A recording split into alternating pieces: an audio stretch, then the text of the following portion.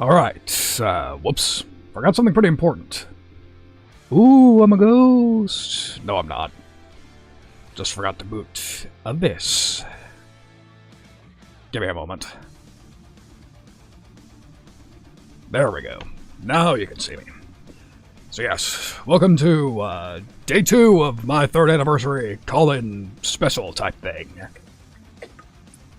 Silly radio show type thing. Appreciate you all coming out for a second night in a row. Good to see you all. So thank you, and OK Guy, for the follow on Twitch. Appreciate that a lot.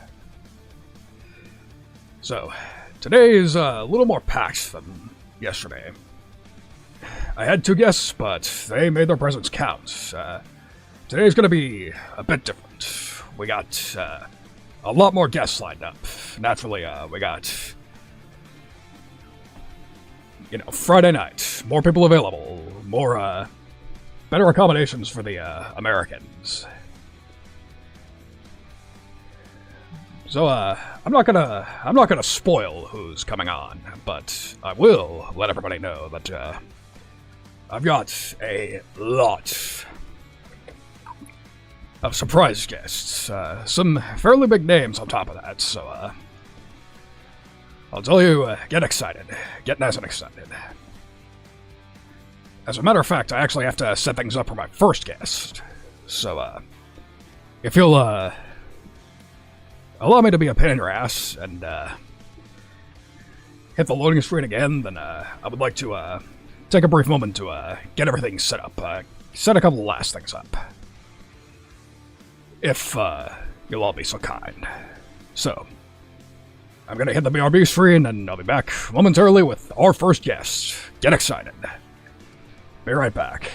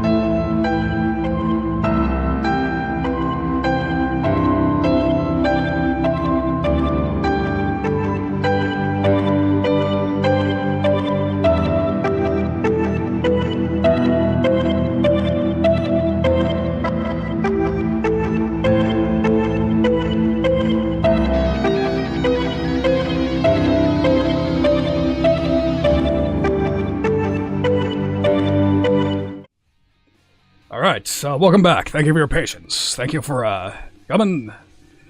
So, Woo! you probably heard on the grapevine, this here is my first guest.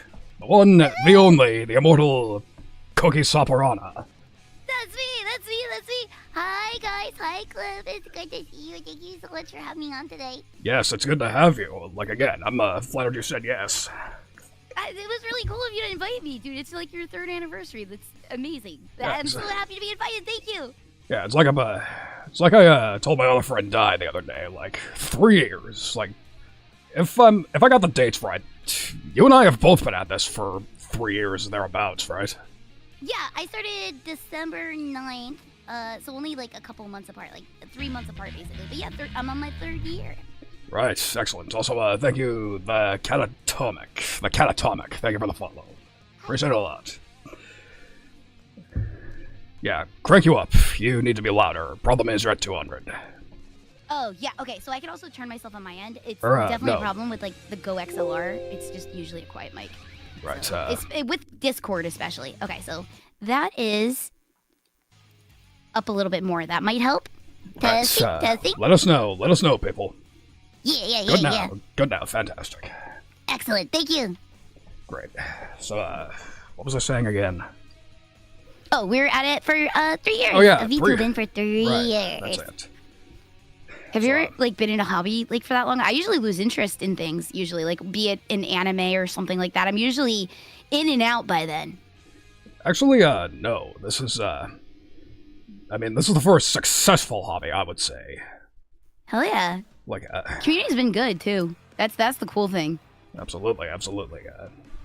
Like, I've been into plenty of things, like music. I've been into music for literally my entire, yeah, life I mean, at this that point, aside, so. that's like your passion, though. That's like, Exactly. that goes through your veins. That's different. That's never getting separated from you. Yeah. I remember, I think it was Mao who tweeted a little while ago, the Doog, Mr. Fear of Hunger. Yeah. He said something along the lines of, whatever you're into at 12 years old is what you're going to be into for the rest of your life. And my reply to him was, yeah, that's what when I got into Guitar Hero and when I wanted to live out my rockstar fantasy, so I'd say that checks out. Wait, so that's like what got you playing music is Guitar Hero? Yes, indeed. Exactly. Holy shit, that's awesome. Look at how amazing and far you've come. Dude, I just assumed it was like one of those things where it's like, oh yeah, my parents had me play the flute when I was little. And then like you just No. kind of stuck with like guitar and stuff. I Close didn't to even say, realize it was like from a video game that's sick as hell. Well, see, close. Actually, the first instrument I was into was drums. I wanted to be I very briefly wanted to be a band geek back in middle school. And I wanted to be a percussionist, but the problem was their percussion section was full, so I was like, yeah, you know what, I'm good. Wait, so they like actually denied you? They said, sorry, we've got already 7 drummers. We can't possibly handle an 8. Something along that line. That's such bullshit. This was like 18 years ago, so I don't remember the exact timeline, but yeah, that's super bullshit. It is, unfortunately, but again, no skin off my nose. I found other ways to stay into music. Yeah, did you wind up still continuing to go like play drums and stuff, or did you kind of give up that and you basically? Yeah, I know that you play like a lot of with like the synthesizers and guitar and stuff like that too. Right. But like, do you also have like a drum set at home? I actually do, but I don't play it because the thing about drums is that they're kind of loud, and I live in a neighborhood. I have neighbors. Yeah, it's a little hard to be a drummer when you're in an apartment complex. Like, Very. I get it. And even worse, I could get an e-drum kit, but then there's the issue of I live in a puny room, so can't fit them in there. Oh, that's true too. I didn't even think about that. My nephew has like a little kid drum set, and they put it in the basement. I guess because of the noise too. But they put it in the basement, but it really does take up like a lot of space. You know, there's not enough room for that in his like Brio train set table in like his bedroom. Right.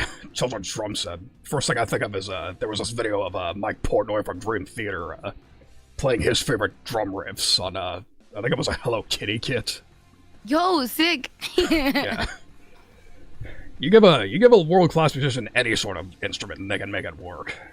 Yeah, I've seen it before. I mean, there's even like that video of like, I mean, I know it's like auto playing something, but like there's like a video of Jack Black on like Jimmy Fallon or something like that. And he's like rocking the hell out of like a toy saxophone going like, and he's just going at it. And he's like playing with like the band and stuff like that.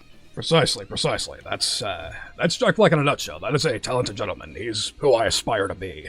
Okay, no, that's like a great inspiration. Like, he's actually just like an all-around good guy, and he's so passionate, and he's got like a good head on his shoulders.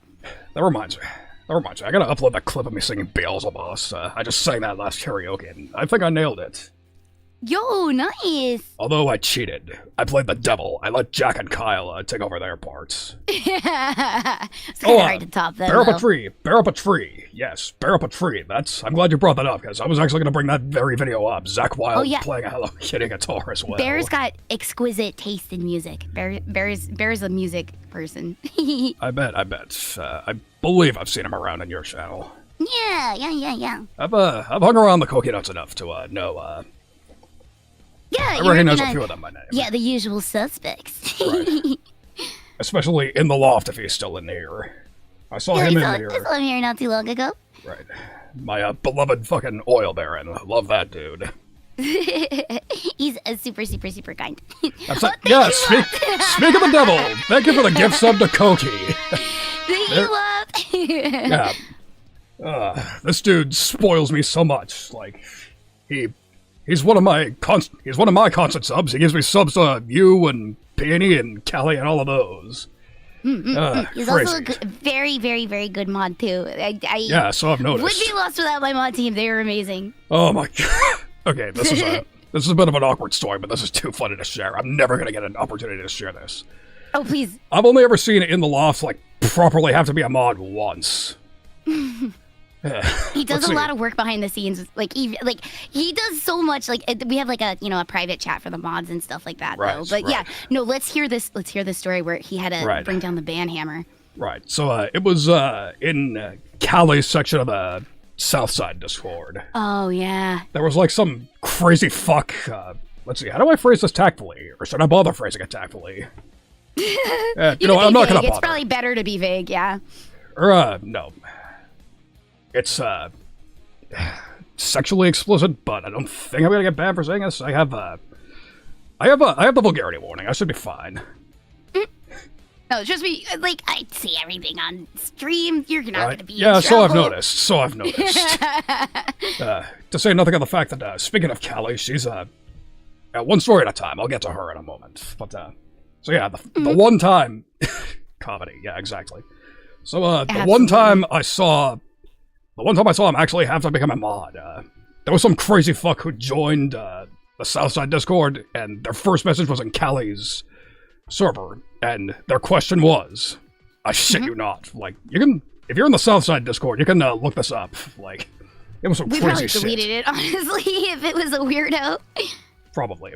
So anyways, he knows what I'm talking about. So yeah, it was Callie's channel, some dude joined, and their first question was, can I post my cum tribute to Callie in here? Oh, yeah. Swear to God. We get some weird people from time to time, and it's always weird when it's a first time chat. It's exactly. Like, it's like you wear your shoes in the house, don't you? You're one of those, aren't you? Exactly. Poor Callie, exactly. But yeah, that was Callie, that was the first time I saw Loft mad, and I was like, holy shit.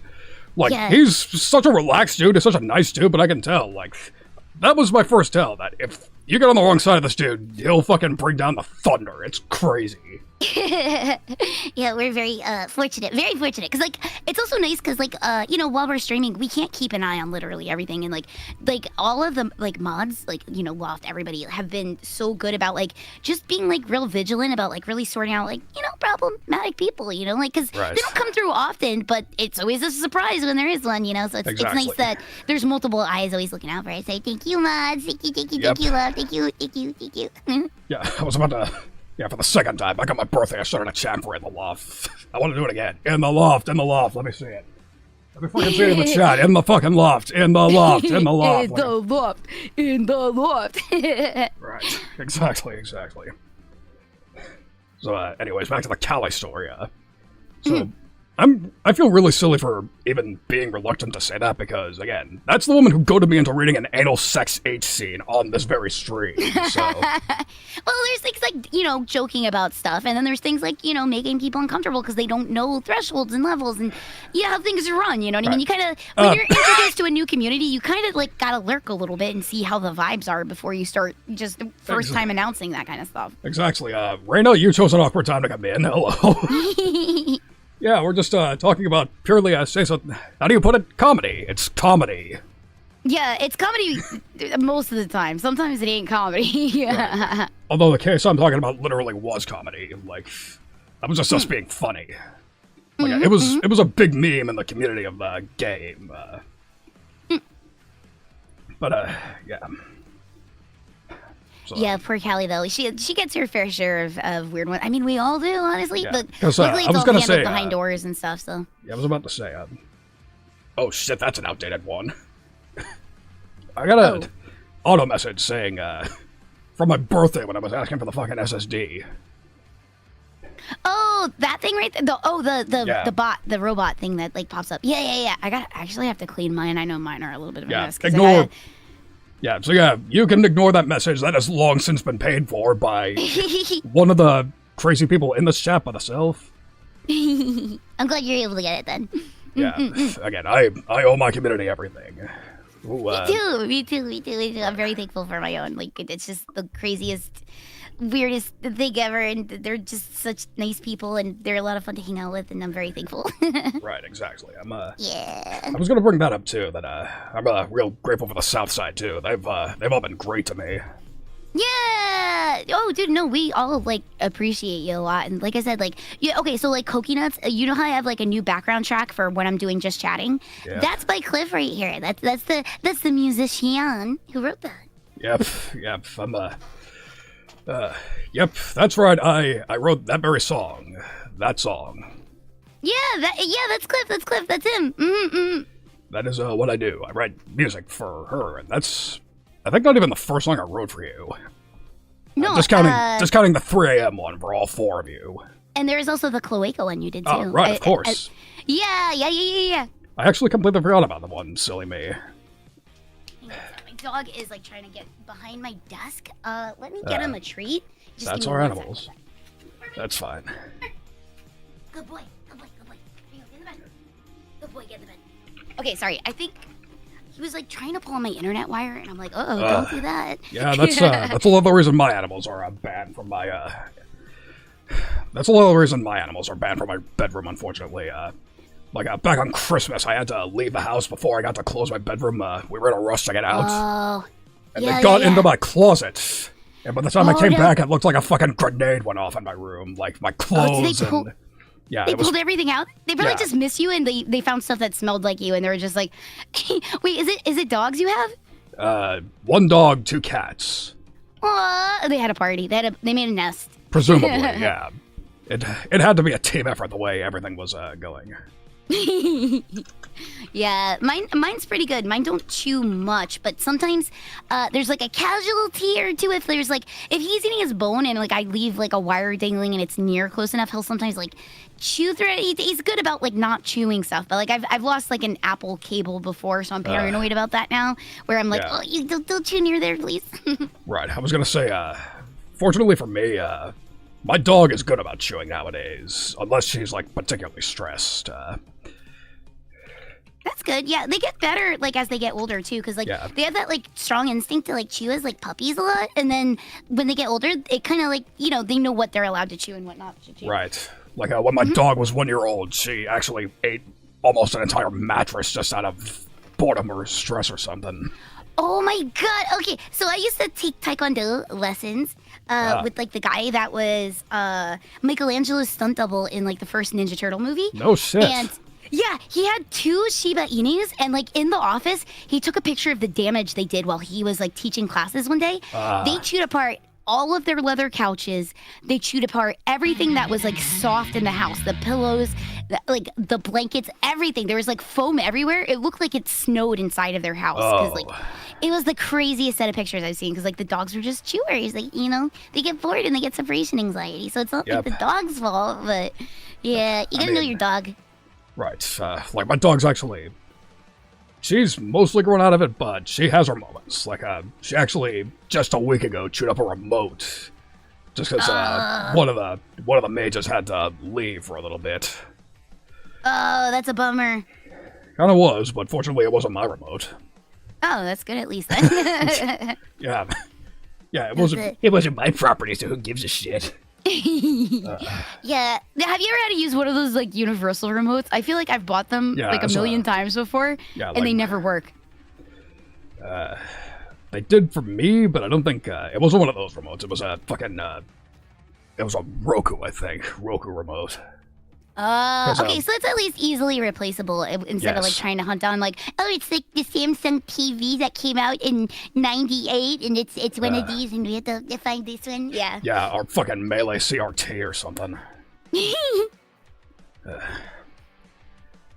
So, anyways, so much as I'm having fun, unfortunately, I have other guests lined up. So, last remark I want to have. So, just a little fun fact for you, just to show you how nice I am. So, I forgot to mention to everybody, Coqui is technically my live-duty sister now via her rigging papa, Calavera.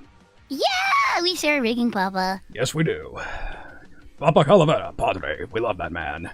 Yeah, he's a really professional, and like, I really like appreciated working with him because he updated me every step of the way, and if there was a problem, he literally would like drop what he was doing and like fix it immediately. I was like, no, just tomorrow or the next day whenever you start working on it again. And he's like, no, I'll take care of it right now. I'm like, no.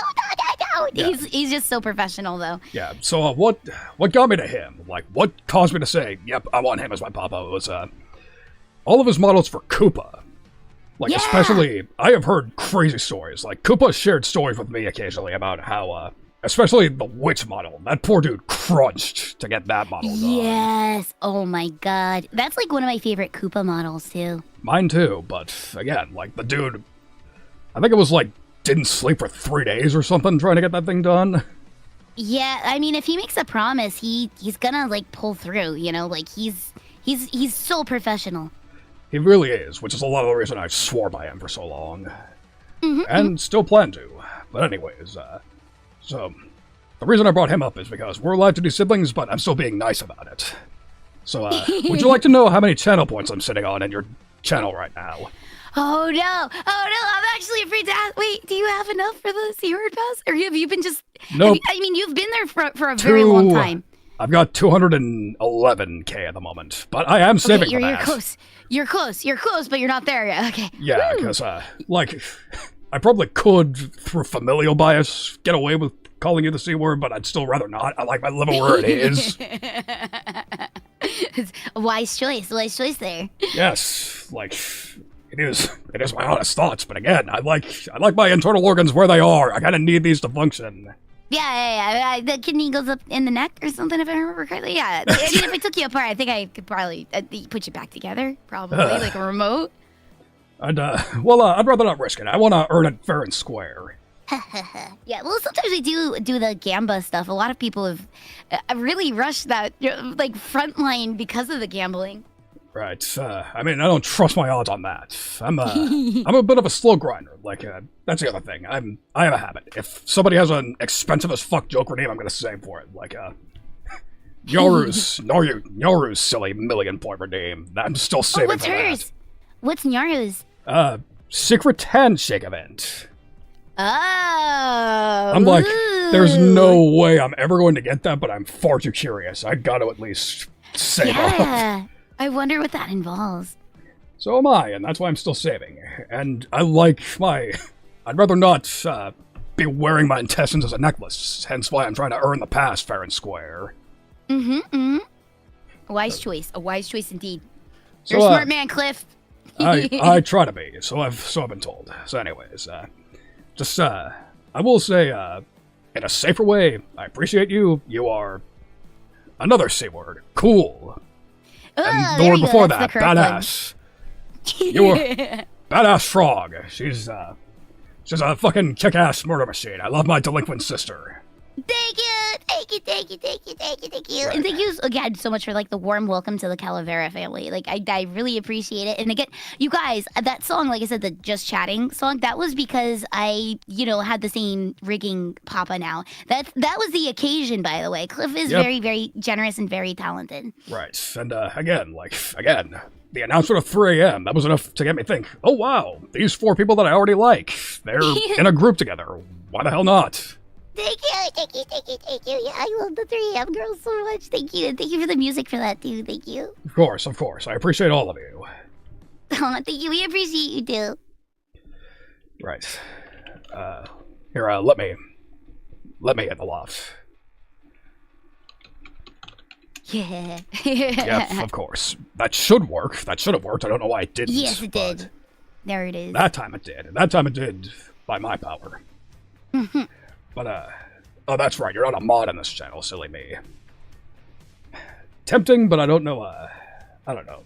He's overworked enough, don't you think? I mean, it's up to him. Yeah, I'll ask him another time. What the? The Vanish timeout. Yeah. That's like a new thing they've been doing. They learned like a new hide and seek game. I didn't even know it was like a command until like a week ago until they all started doing it in my chat. Yeah, I was confused. I was like, why is he auto banning? I shouldn't have one of those settings like that unless he's being a jerk. I think it's like a StreamElements one, or I forgot. There's like whatever the bot is. There's a couple of default bots. They have one of those. Right. Like I know I have StreamElements. I have Saria, but whatever the case. Okay, as long as StreamElements then. Yeah. Right. But anyways, I gotta get ready for my next guest. So thank you very much for coming on. I still appreciate you coming on so much. Yeah, and thank you so much for like having me and inviting me. It really meant a lot. Thank you so much. Okay, so if you'll let me be self-deprecating just this once, can I be self-deprecating once as a? I'm surprised you said yes because you were like comically fucking out of my league at this point. No, dude, no. Like you invited me. Of course I was gonna come. You've been so supportive and so sweet and everything. Don't think of it as like leagues. Like we're bros, so you don't have to worry about any of that shit. Like we're bros. We're homies. That's good. There's certain segments of the VTuber community where that would matter, but I'm glad it doesn't with you. I am glad it doesn't with you. I am grateful for you. No, that's dumb. You should be friends with who you're friends with. If anybody's like that, that's not good. But you should be friends with who you're friends with and not worry about that kind of shit. I avoid people with that mindset anyways. That's why I fell into the crowd I did. I'm glad. Well, you're with a good crowd indeed. Absolutely. So for real this time, I gotta go tell my guests it's almost time. So. Not a problem, and happy 3 years. Thank you so much for inviting me. Thank you. I hope you'll be using my music for a very long time to come, and I will say, you might get some more soon at some point, if you're willing to watch. If you're willing to keep an eye open. I definitely will. Thank you so much. I really appreciate it, because I really love everything you've done for me. Thank you so much. Thank you for allowing me to keep you company for all this time. Hell yeah. I plan to for as long as you plan on doing this. Forever, honestly. I don't want to graduate or anything like that. I don't want to rebirth. I'm so happy and content with doing it. I don't want to stop doing it. Excellent. All right. So, I'm going to go to the BRB screen very briefly. So, if you'll all excuse me for a moment, say goodbye to the chat. Bye, guys. Thank you so much. Right. Thank you for having me. Thank you for coming on. I'll see you whenever you stream. Hell which yeah. will be later tonight, I believe. Oh, tonight we're watching Godzilla in Discord. Oh, that's right. But it'll be That's Sunday right, I forgot. evening. Well, Sunday day and Sunday evening. I've got two streams Sunday. Right. All right. Well, see you then. Yep. Bye. See you later, and I'll be seeing you all momentarily. Give me a second, please.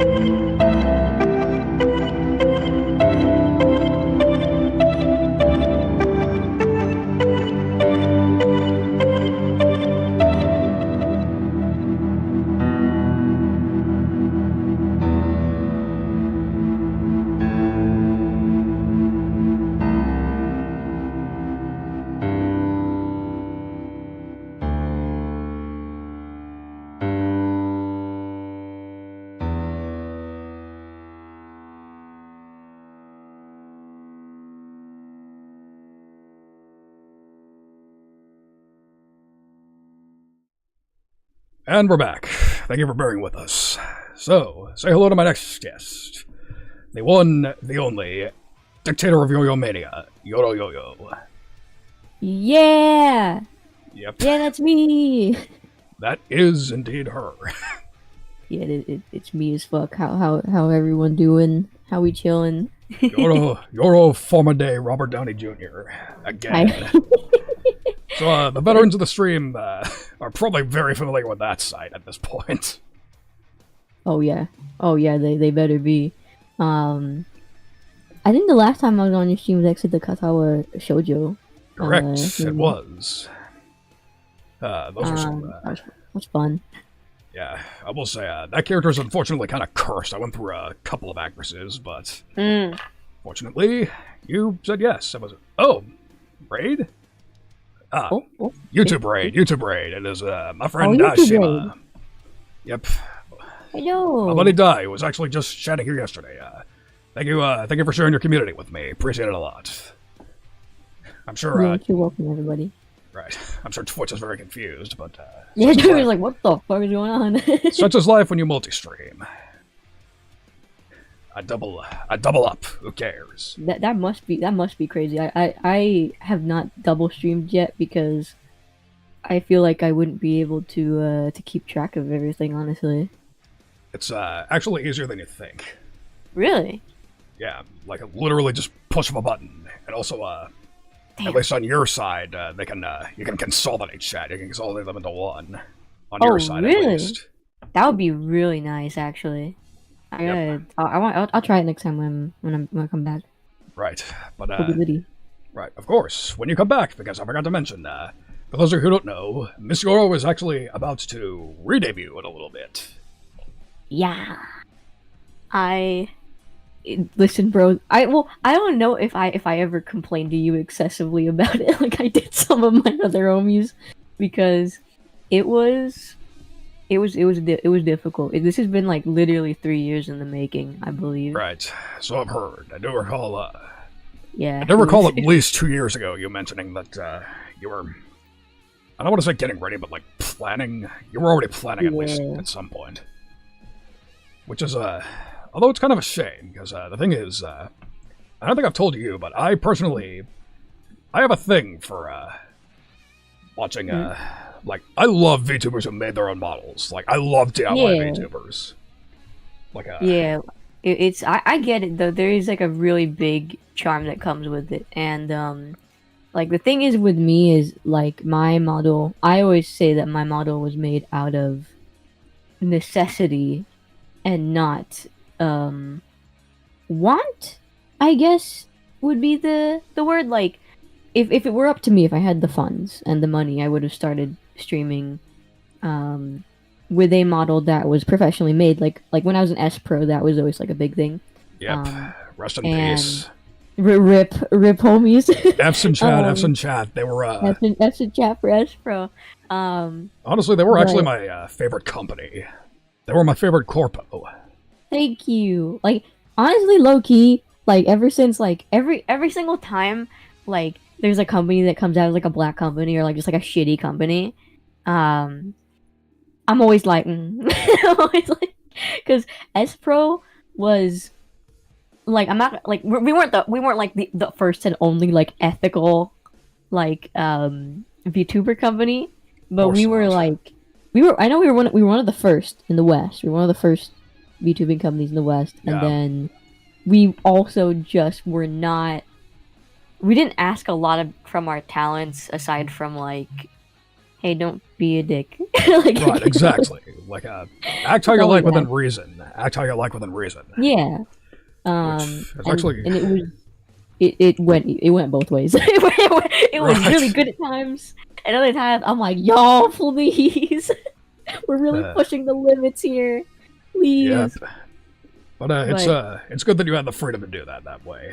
Yeah, it was really, really nice. And yeah, a lot of people didn't really know about it. But I mean, it's like one of those, like, there's this thing I always quote, like, I did this with 1.0's funeral, but they said, like, there's a play called Death of a Salesman.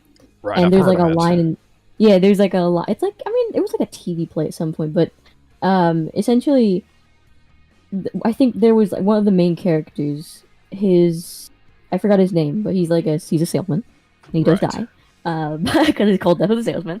But I remember he said like you could tell how respected somebody was by how many people showed up to their funeral, and I remember when the S-Pro announcement thing came up, there was so much love, like there was so much condolences, I guess you would say, or really kind words. And when we were VTubing, like it was one of those, like, damn, we ain't like we never felt this way when we were alive, but when we're like, all right. I mean, I was still grateful for it because I was just so utterly shocked that there were like people who seemed to who felt bad, like, because there were some people where I'm like, I've never seen you around before, but thanks, man. Like, really, it was really crazy because I think we were one of the oldest ones too. So like, it was, we were small, but it was very, very we were still one of the first ones, so that's probably why it hit so hard. But yeah, it was pretty crazy. Yeah, small but plucky. That was what mattered about you. I think that's the best way to describe it. Exactly. That's why you guys were my favorite corpo, just outright. Thank you. But let me put my cat real quick, huh? But yeah, that's see, that's the other reason they were my favorite. I actually got to work with you. Like, yeah, there was a minimum of red tape. I didn't have to ask a manager. I didn't need to send a fucking business email. None of that. I was just like, hey, there's this like crazy, loud, pink-haired woman. You'd be perfect to play her. Would you be willing? Misha! Oh my gosh! Oh, she was so fun to play. Yeah, she was fun. So fucking annoying. She was fun to listen to you. Like, that's exactly. See, that's funny. That's why that first stream when you agreed to say, like, that first stream I brought you on, I was like, oh my god, why didn't I ask her to do this in the first fucking place back in 2022? She is. It was really fun playing both of those characters because that was also like my first. I think that was like my honestly like first like real like I mean, obviously it wasn't professional, but it was like my first like quote unquote voice acting gig. Right.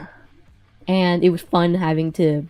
First of all, it was fun fucking around the entire time. Exactly. And just fucking up, fucking up that game. However, I should probably disclose that there's a reason I let everybody ad lib so much. So I don't know if you're aware of this, but I am. There's actually another voice acting project for Kanawa Shoujo. Tea Room Studios is their name. Let me pull up their channel real quick. So yeah, for those of you who like Kanawa Shoujo but don't like ungodly amounts of ad-libbing, if you basically don't want to watch the fucking Ghost Stories version of the game. that pretty much was our production. It was just the Ghost Stories version. I will always love Hal's fucking the fucking weird the guy across from the main protagonist who lived across from the main protagonist who like hated women. Like that was Kenji. Yeah, his delivery was just so perfect every time. It was so funny, and his voice fit so well. Yep, that's Halbernock for you. That's Halbernock for you. How shout out Hal. I mean, have you played tabletop with Hal? I have not had the pleasure of doing that. Ooh, you absolutely got it, because like when you play with him, you forget that it's Hal. Like I don't know how he does it. How he doesn't get it. I don't know how he does it. But when you play with Hal and he plays an NPC, there's just something that happens. Maybe because we're too into it. Right. But there's something that happens where you just forget it's him. It's crazy. Like, you get too into it. I've heard that's the sign of a good DM, that he can bring you to another world.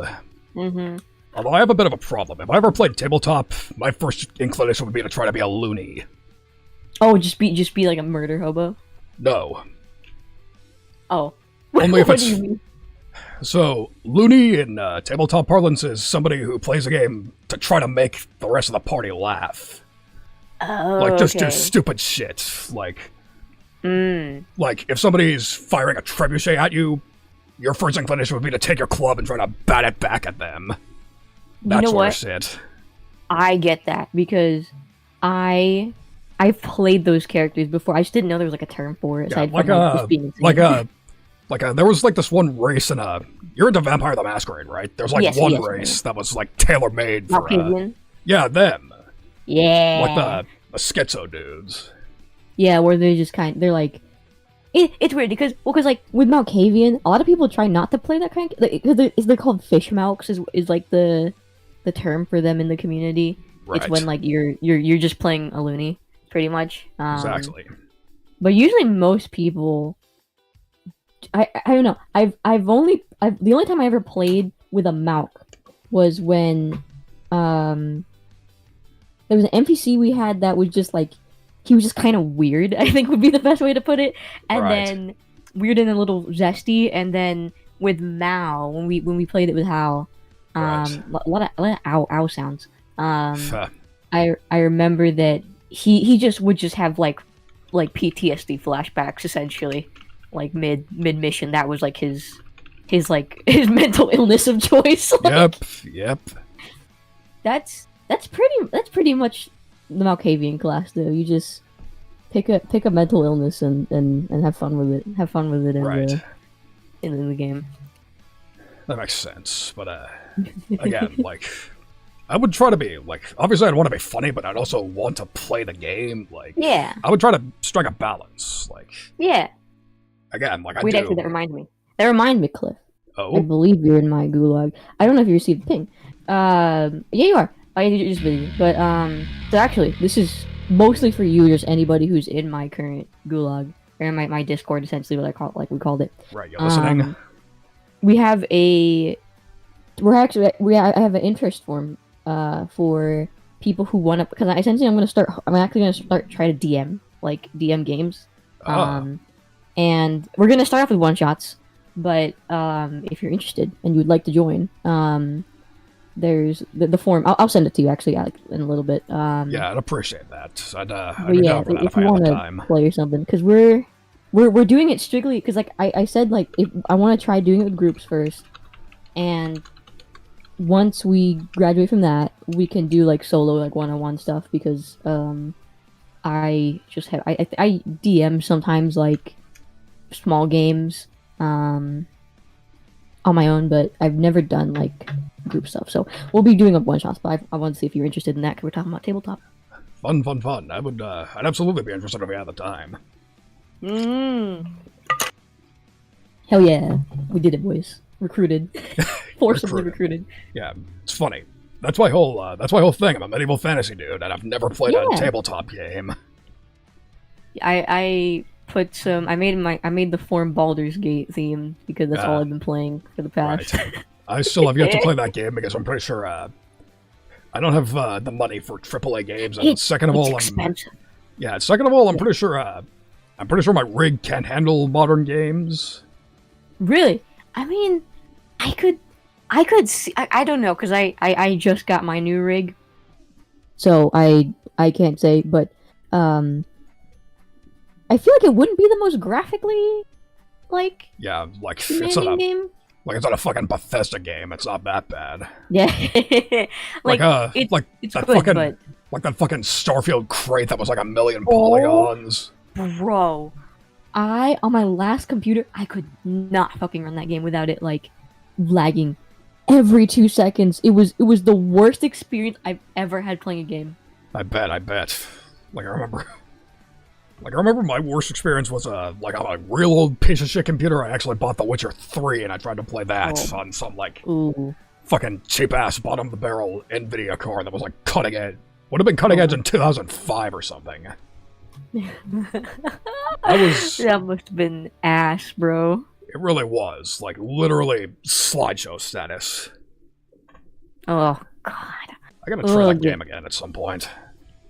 It was painful playing Starfield. Like, it was a great game. I loved Samco and nobody else, but it was also one was Bethesda game, and then two the graphics, which like my graphic card could not handle it, and so it would literally, the game would freeze every like 5 seconds, and I would just have to wait 30 seconds to continue the game, only for it to freeze another 5 seconds later.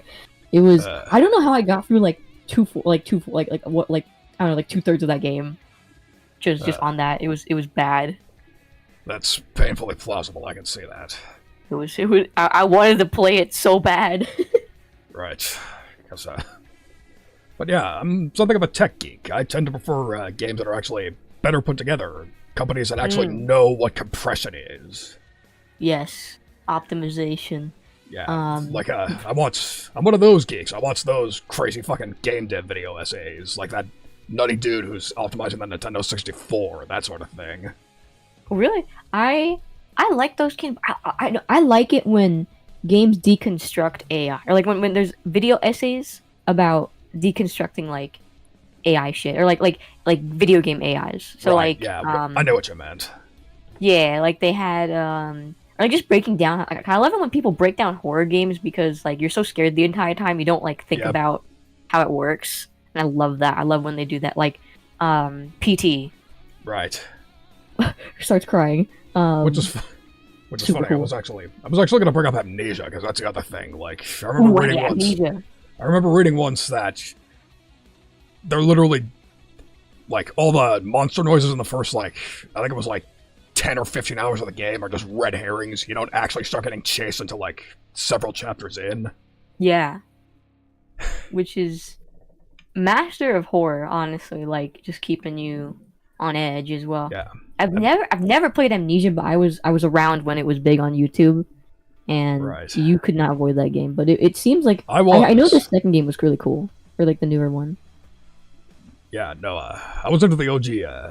I was one of those. There was this one Let's Play duo I really liked who specialized in horror games, which is good because I am a complete fucking weenie. I can't play horror games. Too.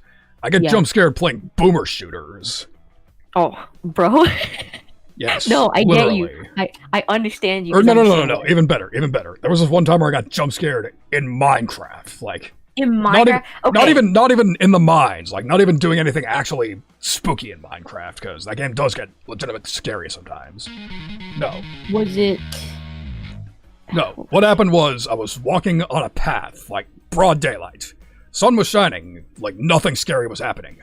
And then, Duck was there for that. Duck and Twitch chat was there for that. It was our other friend, Green. It was our other friend, Greendolf. Bread, whatever he goes by nowadays. He rode by on a horse and I didn't know he was there, so I'm just walking down and then immediately just zoom. He's on horseback, and that literally made me sit my pants and scream. Bro, no, I get it, because I'm nearly the same way. I get jump scared in games by plants or something. If I just I see a plant fall right, like just a plant next to me. We were playing, we were playing Splinter Cell, and something similar happened. Right. Where I got jump scared by a plant, and I was scary. Yep. I like it's like I tell people, I like horror theming, not horror games. Yes. I can even handle horror movies because again, it's easier to dissociate in that sort of case. No, I totally get you. It's other people dealing with the scary shit. I'm just watching. Yeah, not me. I'm just watching. I'm just watching them deal with the scary shit. That's why it's easy to. That's why it's easy to watch people play horror video games too for me, because exactly. I'm just there for the ride. I'm not experiencing it myself. Yeah, and again, even then, if a jump scare happens, I do get fucking scared. If it's really well executed, I'm still going to get a heart attack. That's why we have we watch people who put the jump scare timestamps in the comments. To those people who do that. The real MVPs right there. Literally. It saved me so many times. What I do, this is so funny, I watch it on my phone, and then I use my hand to cover up the gameplay. And I just wait. I'll be something scary is gonna happen, I just put it on there, and I just... Yeah, it's like the equivalent of fucking hiding under a bedsheet during a scary movie. No, literally. Yeah.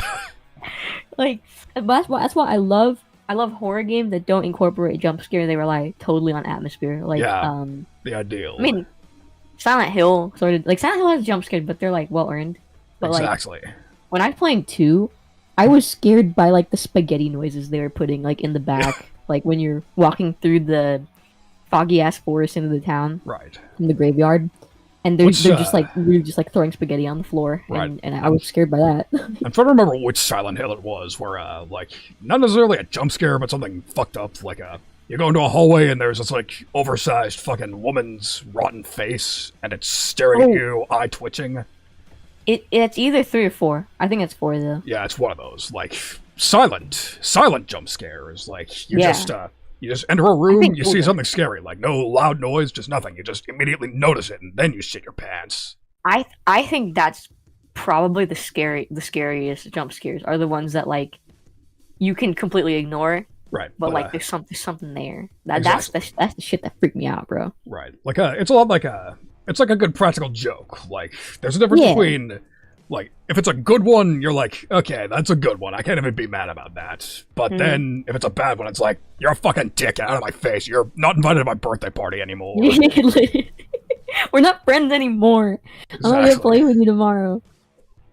Yeah, because I don't know. There's unfortunately so much horror nowadays relies on jump scares. Like, right. Which to me, like, jump scares can be fun. Like, right. You know, like I brought up, like jumping. As much as I like Amnesia as a Let's Play game, I will admit it's sort of ruined horror. In what way? Yes, I'm one of those people. Like sort of explain. I'd like to hear it. Hide and seek horror. Like, you're completely powerless. You're just sort of walking from place to place, praying you don't run into the monster. If you see the monster, you gotta go run and hide until it walks away, loses interest. That's horror. I get that. I think it's probably the same way that some people could argue that Five Nights at Freddy's did the same thing for like that kind of horror as well. Like, right. No, well, not like hide and seek, but like, you know what I mean, like jump scares and stuff like that, right? Stationary, that sort of thing. Yeah, or like that feeling of helplessness. Because a lot of good horror comes from the viewer feeling really helpless and not feeling like they can, like.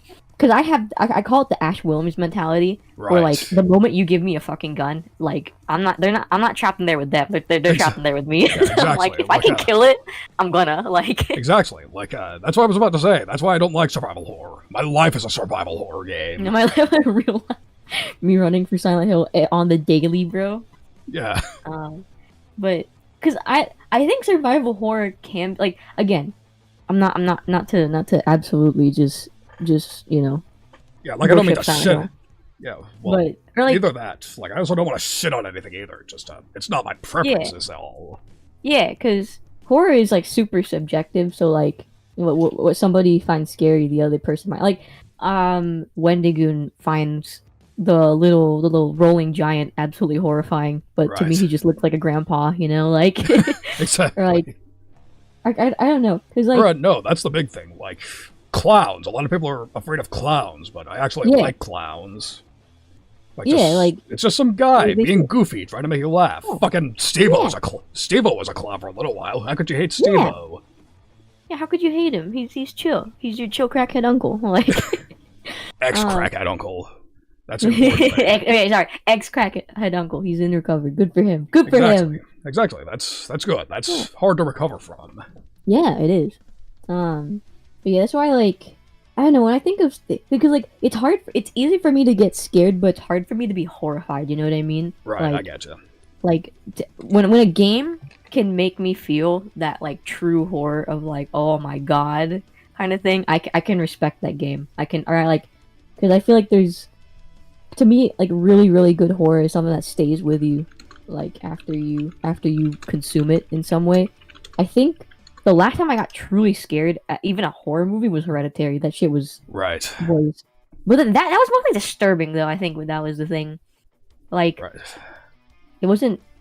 It was scary, because it capitalized my fear of the dark. Because they're like, ooh, you see the little sister silhouette in the dark, even though it's really dark. Ooh. Yeah. There's a naked guy smiling in your hallway. Right.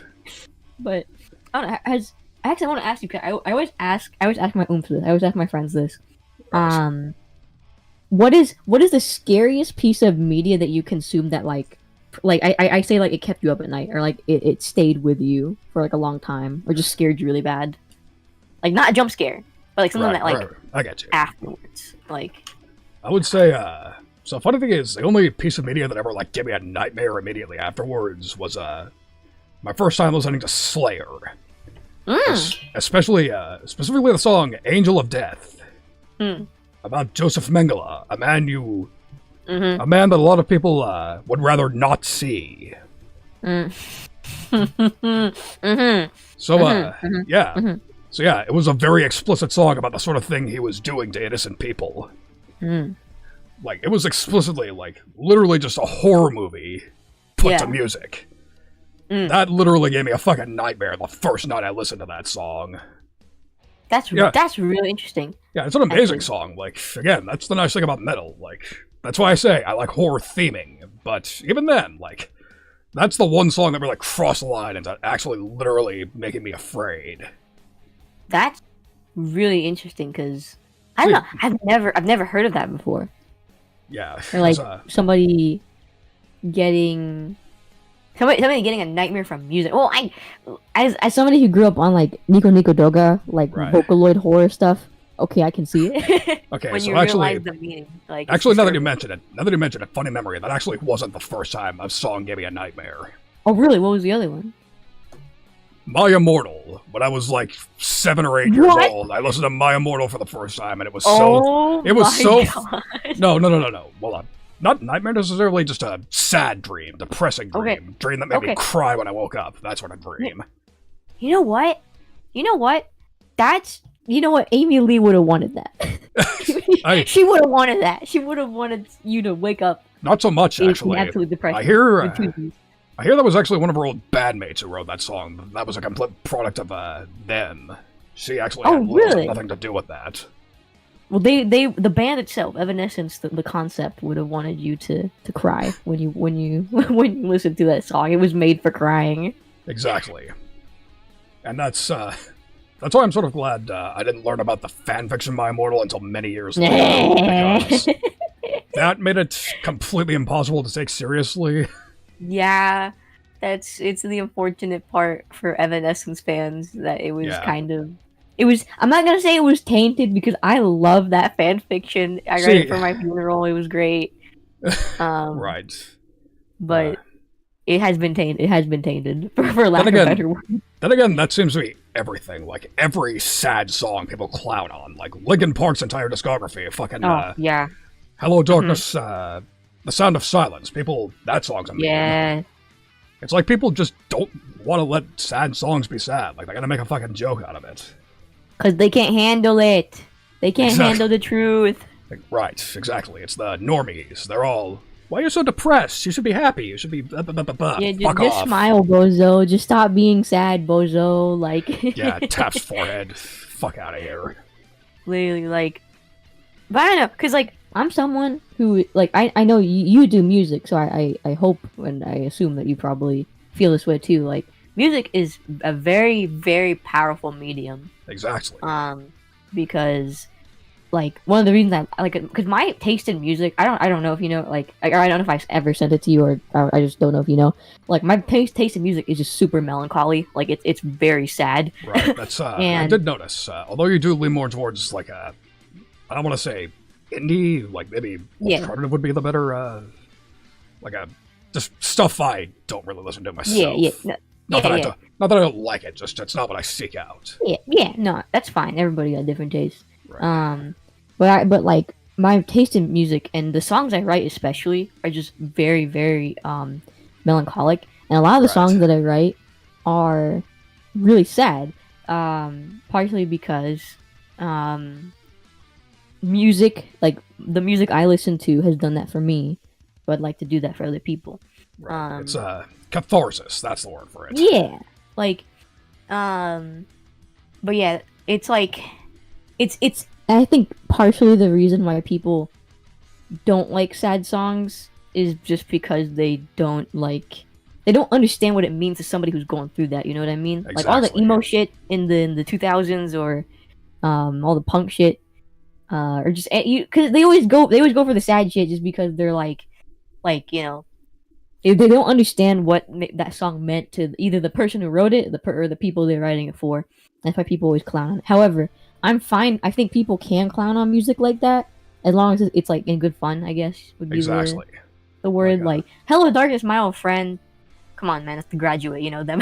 Like you know, or like you know, we can clown on it a little bit, you know. Right. One of my favorite bands, like the Black Dahlia murder. So their frontman, recently deceased, Trevor Strnad, it was basically Chester Bennington all over again, his situation. He wound up keeping himself safe, unfortunately.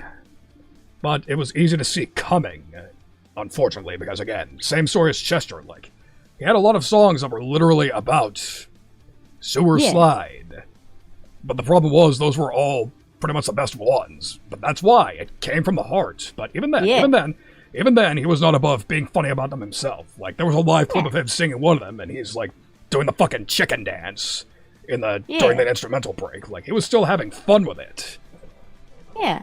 So, like, for those, like, a lot of people, and this is why I respect a lot of, like, I guess, like, smaller indie artists, or just people who haven't sold out yet, like, or, like, because they write from the heart, and that's why, like, I guess I like sad songs, because a lot of the time, they like, you can tell somebody went through some shit when they were writing this shit. Like, yeah, like, I would not know about that at all. No. Oh no, not me. Don't. No, not me either. Whatever you do not look at my music channel. No, don't do that. Oh, you will no not. Way, no. You will not realize why I like sad music. No, Yeah. I don't make it myself at all.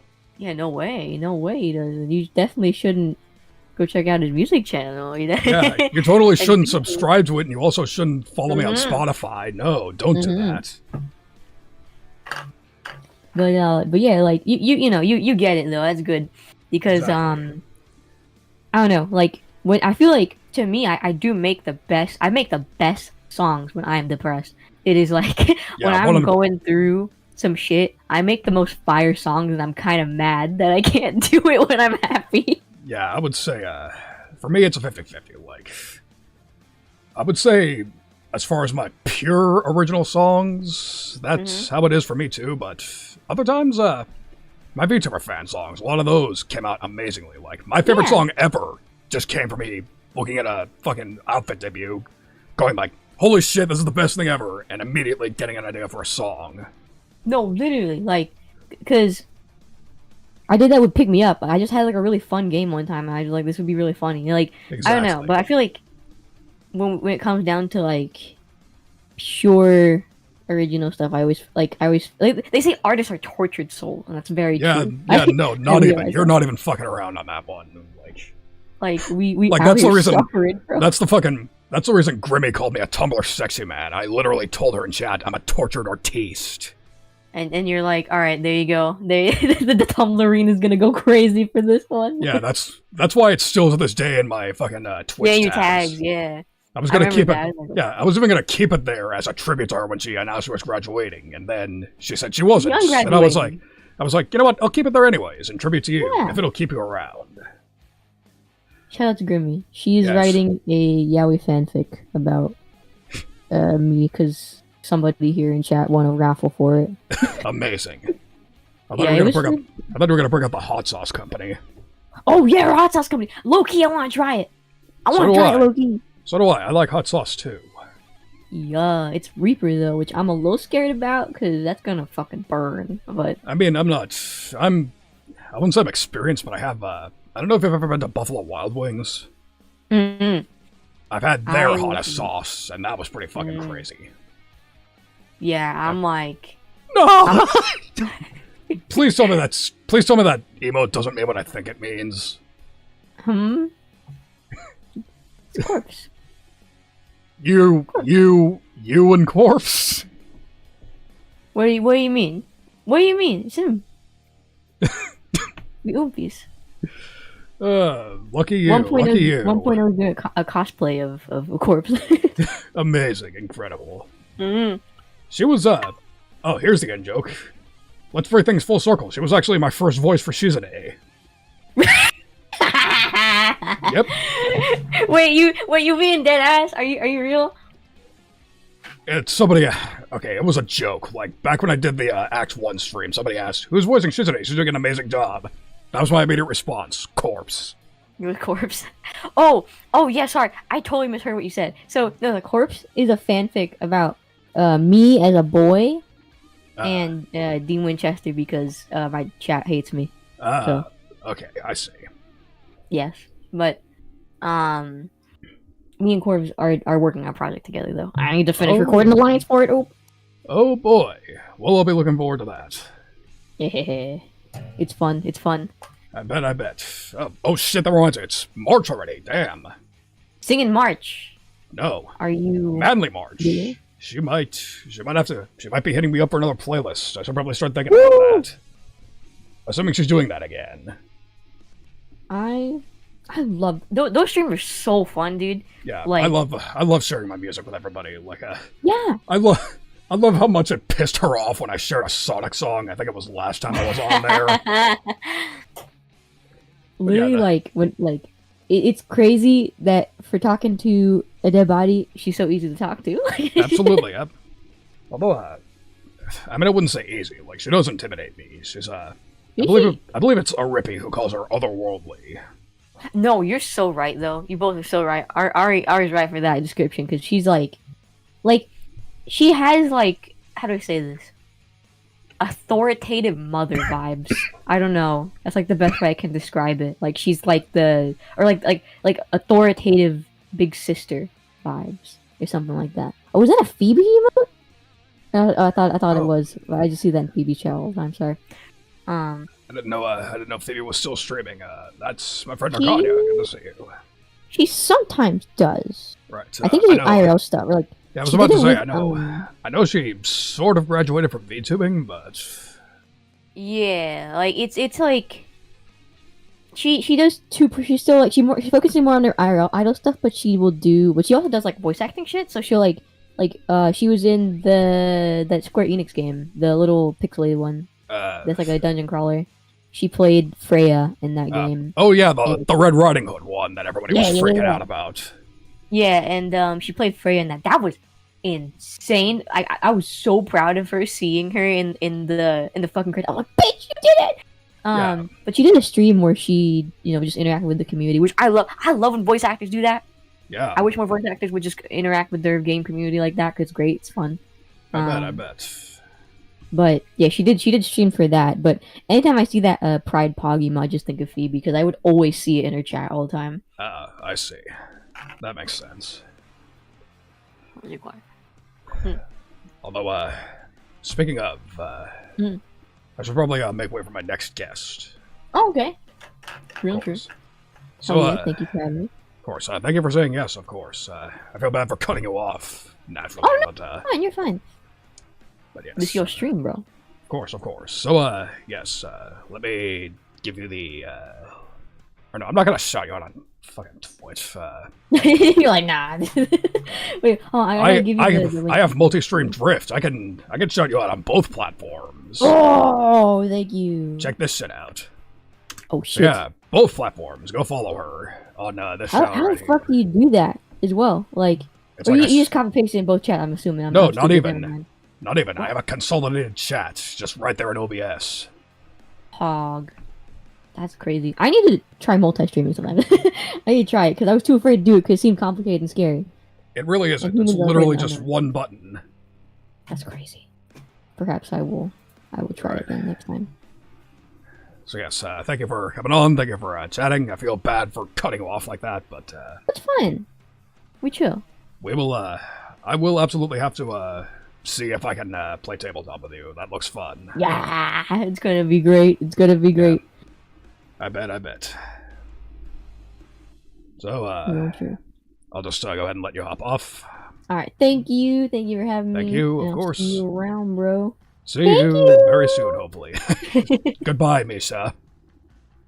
Alright, welcome's up, and, well, in between, yes, I might as well just say, DJ Gunner, Jesus of Bethlehem, No Dens, and Abra Original. Thank you all for the follows. And that's my goal, 450 followers. Appreciate you all a bunch. So, I would put up a waiting stream, but I've left this, other poor gentleman waiting for long enough. So, let me check if he is ready. Yeah, that's right. Thank you all. Thank you all. Appreciate you all. In the meantime... Or no, I already did shut her out, dumbass. Alright, so, not fucking around. I'm just gonna go ahead and, start the call. If you'll, yep, there he is. Here is my next guest. Say hello to Twitch chat. Hello, Twitch chat. Yes. Would you like to introduce yourself? Mic check, test. Do I sound okay? Yes, you do. Nice. Well, hello. Happy anniversary. I can't believe it's been 3 years already. That's crazy. Yeah, again, like, think of all the crazy famous people who had their entire careers in the time I've done this. Yeah, it's wild. Very. Yes, I'm sure you know that voice, Kanya. Yeah, so for those of you who don't know me, I am ChloroformDuck. I'm not really a streamer. I'm mostly a side character. But He's a lot like In the Loft, we'll put it that way. He's first of all, he's my other regular Twitch sub. And second of all, he's a mod for a good friend of ours, Neckarine, who, if those of you regulars of this channel definitely know that name as well. I remember the Neckarine Simp arc. Those were not the days. Yeah, you know, I was thinking earlier, actually, about coming on here and saying hi, and it made me realize that I think you're one of the people I've known in the VTuber sphere for the longest. Right, exactly, because again, our friend also used to be my OC. Like, I still like her, just she's not technically my OC anymore. I don't use that word anymore. It's weird. From my perspective, Can't believe Cliff committed Oshihen. Pepe hands. You can't commit Ozian if you don't have an OC in the first place anymore. I'm sure she'll forgive me. She's nice. Sure. She's nice and understanding. Sure. Yeah. Totally won't murder me with a katana at all. No, never. She would never do that. Totally wouldn't try to poison you with ramen. Never, not once. And she wouldn't make ASMR out of it either. That's gonna require some explaining. Give me a second. Roll. And they ride when the sun comes up. Something like that. But yeah, it feels like just yesterday that we were playing Minecraft together, and you were like, "Hey, I think I want to try being a VTuber," and I was like, "Hell yeah, go for it!" And now here we are. Yeah, that's exactly what I was thinking of. That indeed was one of my inspirations. That's an entire story in and of itself, but that was, I would say that's the last thing that gave me the confidence to go through with it. Because, let's see how much of the story I can disclose in polite company. So, in the before times, there was some other asshole who was palling around with Neckarine and her mods and her friends and whatnot. And he was like, oh, you know what? This would be a cool thing to do. He should VTube. Him and I are not the same person, by the way. Not by a long shot. Legally distinct before Cliff. Speak of the devil. Or not Cliff. Speak of the yeoman devil. There she is. So, oh, hey, it's the stinky cat.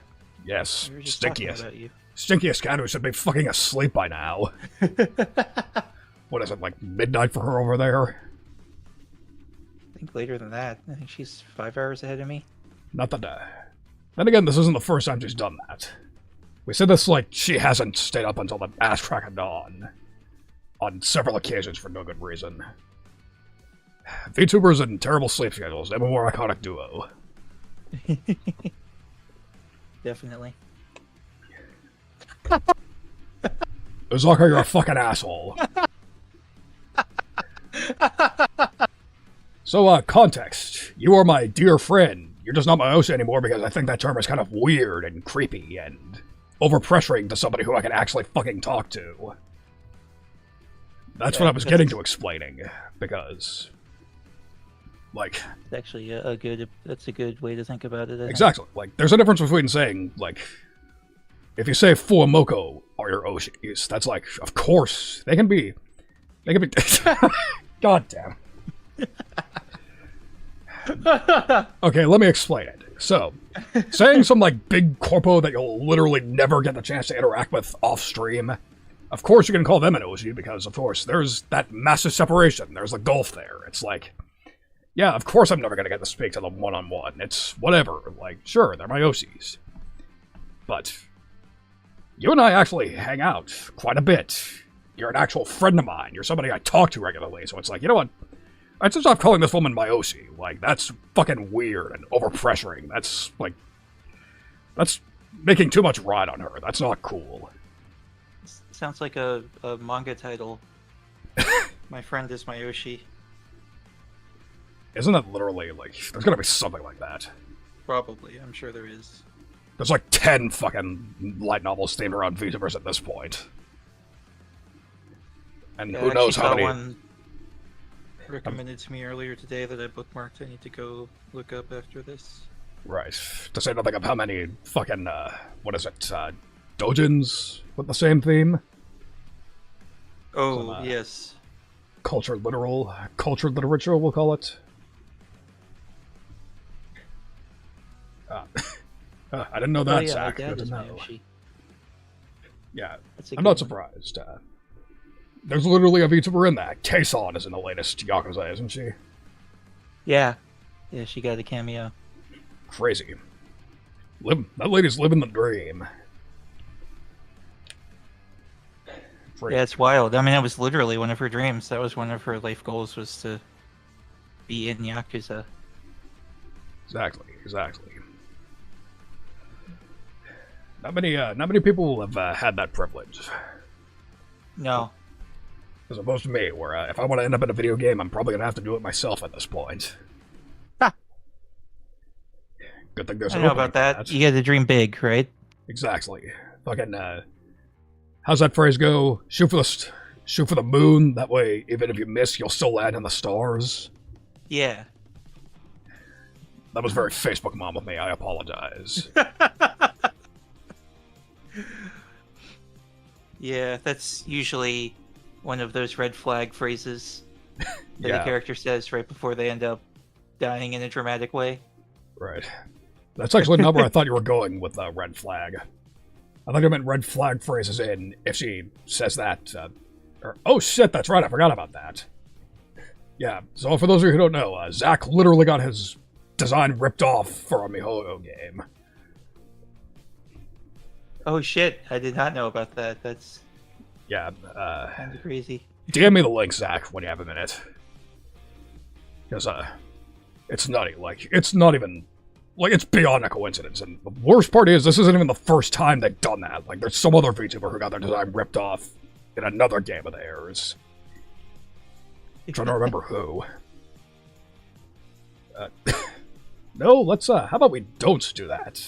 Let's not get on like that. That's actually genius. Someone get on that. Actually, I know a guy. I can call him for that.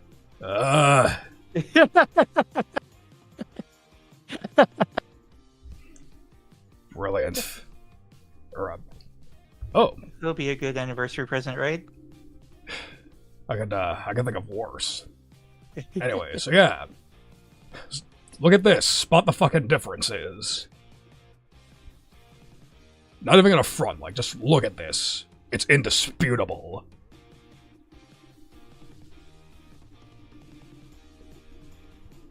Oh, wow.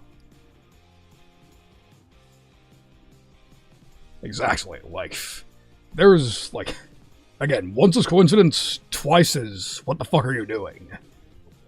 Once is coincidence, twice is a lawsuit.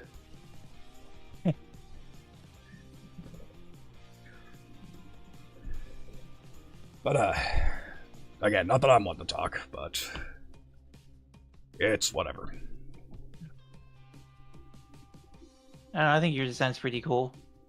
I like, fantasy executioner from a royal family. That's pretty cool. Keyfabe. I mean, not executioner, I'm a general. General, sorry. Yeah. The axe may or may not be decorative. I can't confirm or cannot confirm or deny. I see big axe. I think head's getting chopped off. Right. To be fair, they probably can. Just, yeah. You're not the first person to say that, Reyna. Like, I think it was May yesterday who thought I was, Hitman. That was her assumption. And I had to say, no, I was a bounty hunter. That was my original job. But believe it or not, there is a difference. Like, there's a reason you didn't see Dog the Bounty Hunter kill anybody on his show. Or at least I think that's a good reference for Earth Bounty Hunters. Yes, everybody knows Dog the Bounty Hunter is the most powerful Earth Bounty Hunter. The most famous one, at least. Yeah. That wasn't allowed to own firearms or drug crimes in the 80s. So he was one of those people, an ex-crook. Switched sides. That actually makes a lot of sense in hindsight. Many such cases, I would say. Oh, yeah. You see that? No, he didn't. His wife did, I think. Like, his wife, who was part of the show, passed away some years ago. Don't ask me how I remember that. It was all over the news at some point. Yeah, I remember watching Dog the Bounty Hunter when I was like 7. So the funny thing is, I actually remember the South Park parody more. Ah. Like the episode where Carmen became a hall monitor and he decided to just completely rip off Dog's stick. That was a good one. And I'm pretty sure he even recruited a classmate to act like Beth as well. I love middle era South Park. That was some funny shit. Definitely the best one. Not too random, not too preachy, just right. The one episode that I remember, I think is probably my favorite South Park episode, is the one where the parents start mistreating the kids, so the kids like run away from home and join like a group of roaming Mongolians. I remember that one. I think I'd say my personal favorite is the one where they're pirates. Like, Carmen wants to be a pirate, so he goes to fucking Somalia. Oh, yeah, the pirate one was good. That was an incredible episode. That was my personal favorite. Like, that's what I was thinking about South Park. Like, they do, well, at least when it's not too preachy. Like, at its best, it can toe the line. Like, it talks about fucked up shit, like some things that are really going on in the world, but still giving it a levity. Like, still black comedy, that sort of thing. Yeah. Oh, wait, Dog did kill somebody? Wow. Oh. Again, that tracks, though. It tracks. Yeah, I haven't watched, like, the recent seasons, but I don't think they've been as good. Yeah, no, the last season I watched was the one where they first introduced PC Principle. Like, I thought it was funny, but I also thought it was, like, way too on the nose. Like, just far too obvious. Yeah. I mean, when you have a show that's been going for, what, 27 seasons? Yeah. Eventually, I think you just run out of stuff to talk about. Right, although, it's still not Simpsons bad, let's give it that. It is true. Then again, is anything that bad at this point? I think Simpsons is older than me. It's been going for a long, long time. 1989 was its premiere. Oh, wow, yeah. I know it's older than me. Which, considering I'm going to be 30 later this year, is crazy. Yeah, that's another thing to think about. I'm going to be fucking 30 this year. Damn. Yeah. I'm younger than Reyna. Wow. Yeah, no, you're on the other side of this. Like, I was talking to May yesterday. Although, now that I think about it, I think it's almost time for Reyna to come on anyway, so, I don't know, unless you had something, one last important thing you wanted to say? Anything? Yeah, absolutely. Happy 3rd anniversary, Cliffy Poo, I love you. Fuck out of here. So, on that note, I'm gonna go ahead and, I gotta grab some water real quick. I'll, bring Reyna on, So, let me say some hellos, Neko, Shiba, and, who else? Osaka. Good to see you all as well. And Dai, almost forgot about him. So, yeah, laugh it up, Duck. Laugh it fucking up. Fucking terraform cuck. Anyways, I'm gonna go get some water. I'll be, back in a moment.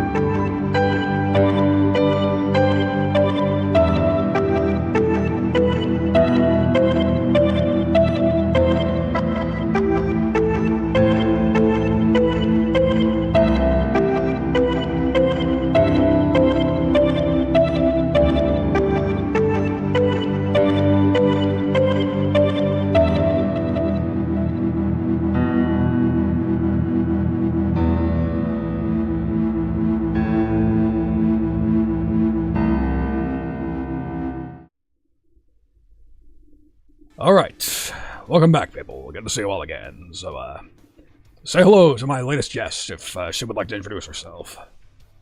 Yeah. Hi. Abric evening, everyone. It's me, the virtual phantom thief, Reyna Chapeau. Yes, indeed. Nice to meet you.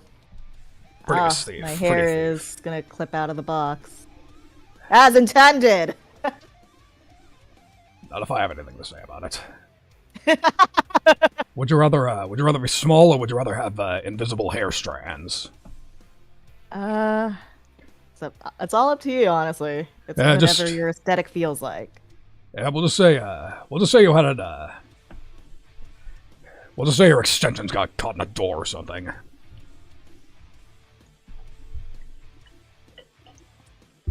Sure, let's go with that. Let's go with that. Yeah, just whatever works. Don't mind the forbidden prop lines. That's also part of magic, you know, mirrors Yes. and shit. Of course, exactly. She's a master of illusions. She would not be able to steal shit anywhere near as efficiently if she. This is like the great part about being a magician. Anytime I have scuff or like have like forbidden prop lines or whatever, I'm just like, hey, look, magic, guys, magic. Exactly. I wish I had that excuse, but it's a well-known canonical fact that I can't do magic at all. It's a trick. It's a parlor trick. Yes. No, Yes. no, you can do magic, sure. I can't. It's all. Well, I don't know. Maybe it's just. I think it's an excuse. It's mind over matter. But yeah, I think this is the first time we've actually spoken directly to each other. But I know that we pop into each other's chat once in a while. Yeah, I was about to say we've been mutuals for like pretty 3 years, close to the 2 entire years? time we've been around. I don't know. I don't quite remember when you started. In 2 days, exactly 3 years ago. Wow.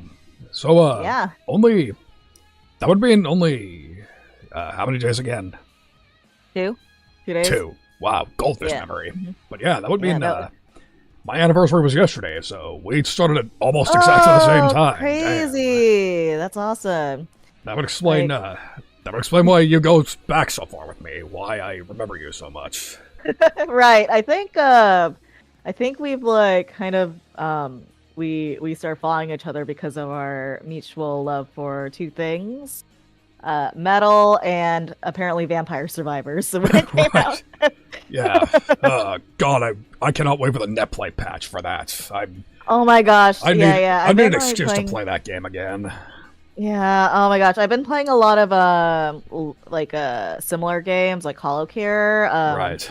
Which is good. It's good in its own way. And then there's like 20 minutes till dawn, I think. That's okay. It's okay. I like the aesthetic, but it's okay. Right. Bone Razor Minions, I think. Oh shit, that reminds me. There was also I don't know if you played it, but I played the demo of it. There was this game called Picayune Dreams that Shady recommended me. Oh. It was like a crazy sci-fi game like that had actual bosses. Ooh, I haven't heard of that one. I'll look that one up. Yeah. Oh, have you played Belarto yet? It's like gambling Belartro. one? Oh, sorry, the poker one. It's like roguelike poker. It's like deceptively really good. So, It's like I've been playing it like for 18 hours and it's been 2 days. I'm sure it is if you like that sort of thing, but here is I think I'm gonna regret saying this considering your theme, but I actually don't like poker. Bad memories. okay. Bad memories. I was into it for a long time, but the problem is I played an online poker game and the players were toxic assholes. Oh my gosh. Like League of Legends level toxic assholes. Okay, actually that checks out. That actually does check out. Yeah, like legit trauma. Like Oh my god. the sort of people who would the sort of people who would see somebody new at the game and their first instinct would be, "You're a fucking moron. Stop playing the game. Uninstall." So it is like League of Legends. Yeah, like they're treating it like they were treating me like an actual fucking jobber at the actual World Series of Poker, and it's like, it's a fucking game. Calm the fuck down. Yeah, it's like, dude, I just want to like match cards in peace and like make little pretty combos. Thankfully, like, yeah, it's like a solo experience. You don't like play with other assholes or anything like that. Right. Which is why I enjoy video poker and not like table poker, because then I don't have to interact with people. Right. Exactly. Like it's like I would. It's like I was talking to May yesterday, who was in the league. I was like, the only way I'd ever be into a MOBA is if I had an entire team of friends I could play with, like a whole team, all 5 people. Oh, for sure. Because Yeah, I fuck used to solo play. queues. Yeah, I used to play League a lot when I was younger, and man, I don't miss it. I was thinking about like getting back into it like a couple weeks ago, and I got my old account, and then I never touched it again. But I did see that they have an option to like actually turn the chat off, which I'm like very appreciative of, so I can just pretend like they're all highly intelligent bots or something. I could see that being very helpful. Yeah. But, or like if they make kind of like the experience you have with like that one Pokemon game, Pokemon Unite, where like you don't talk to anybody at all. Right. That's nice. That's nice. That reminds me, I wonder, is Aggron a character in that game? Who? Aggron, the big metal dinosaur. That's my favorite Pokemon. Oh, I don't know if they added them yet. I haven't played Unite in like ages. That would be something. That would be something it would have in common with League, because the only character I cared about in League was Mordekaiser. Oh, Mordekaiser. Yeah, big surprise. I know. I'm predictable. Very, very unpredictable. I couldn't have foreseen this. Yeah, no, the dude who literally his moves were used to be named after metal songs. Like, yeah. You're saying I liked him? Stop the fucking presses. I know. I mean, like, there is like a skin series that they have. Yeah, I remember. Pentakill series. Yeah. Like, I where did listen to a metal band. I did listen to a couple of those songs. They were pretty nice.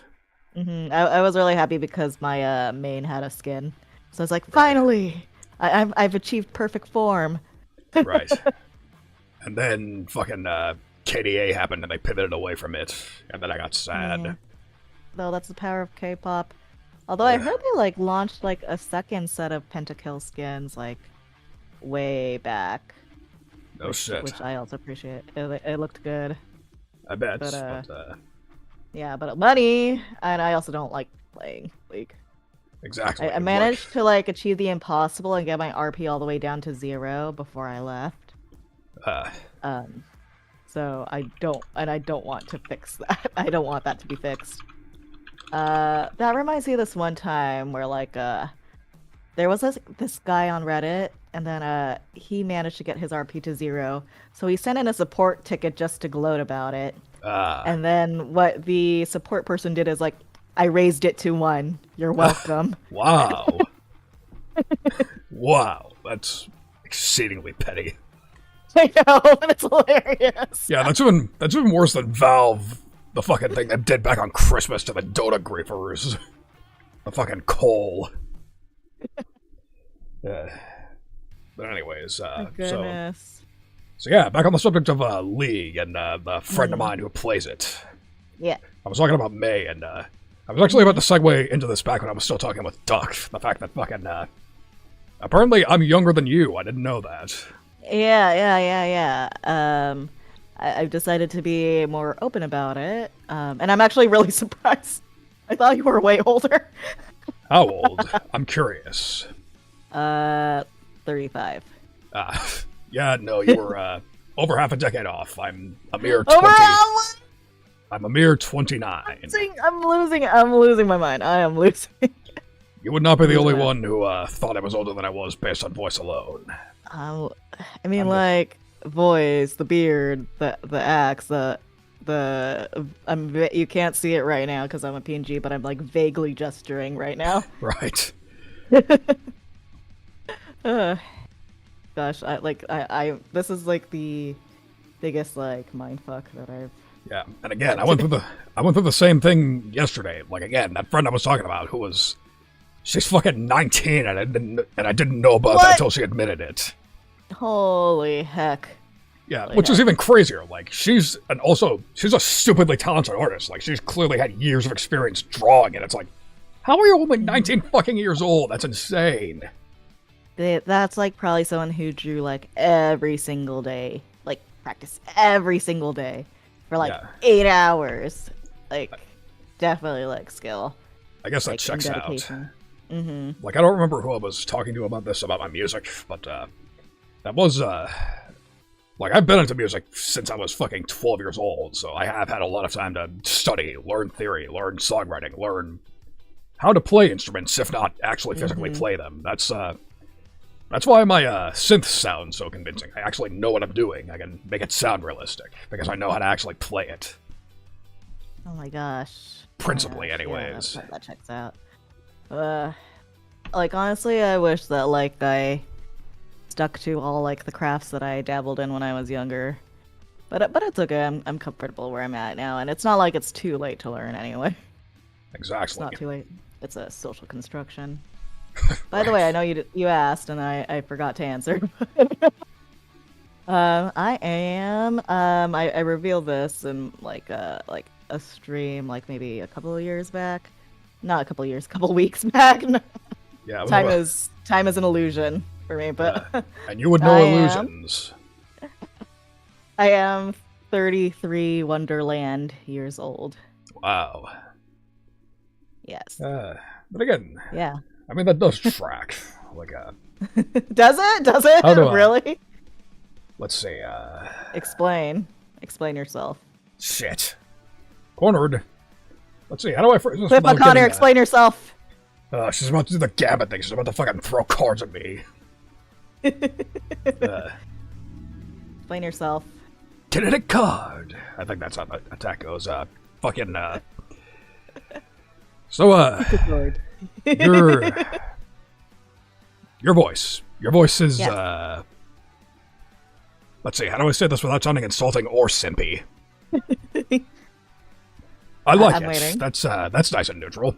I like your voice, and it does sound very mature. Oh, thank you. Yes. I'll take that. That's you've maneuvered through that very, very skillfully. I appreciate it. I have not always had that skill. I mean, honestly, I would have been fine with like any answer. I just say, like it's just funny watching you squirm. What is with my friends liking to fucking troll me? It's a good thing. I'll take good-natured bullying. That's fine. That's better than the bullying I had to deal with as a kid. I mean, yeah, I totally know what you mean, but I mean, like, you know, good-spirited bullying is fine. I have experienced like really bad bullying in the past when I was very young, and that's like you could tell when it's like ill-intentioned when it isn't. I think like Exactly. you develop a sense for it. I think, and you know. Exactly. See, that's a convenient thing about the VTuber scene. Like, us indies are all fucking weirdos. Like, we all know, like, we've probably all been there. Right. Just a bunch of quiet kids who ended up becoming crazy anime dinguses. I mean, even the ones who were weeb bashers as teens, like me. I mean, look at it this way: like, VTubers are just furries, but with human suits. God damn it! Duck! If Duck is still here, he's gonna fucking spam my chat with fucking smug emotes. That's his big theory. He calls It's true! It's true!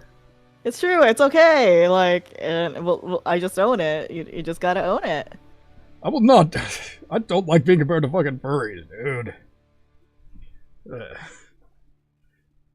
But it's true. Think about it. Like, they got their personas, and then got our So thank you for coming on stream, Reyna Chapeau. It was very pleasant speaking to you.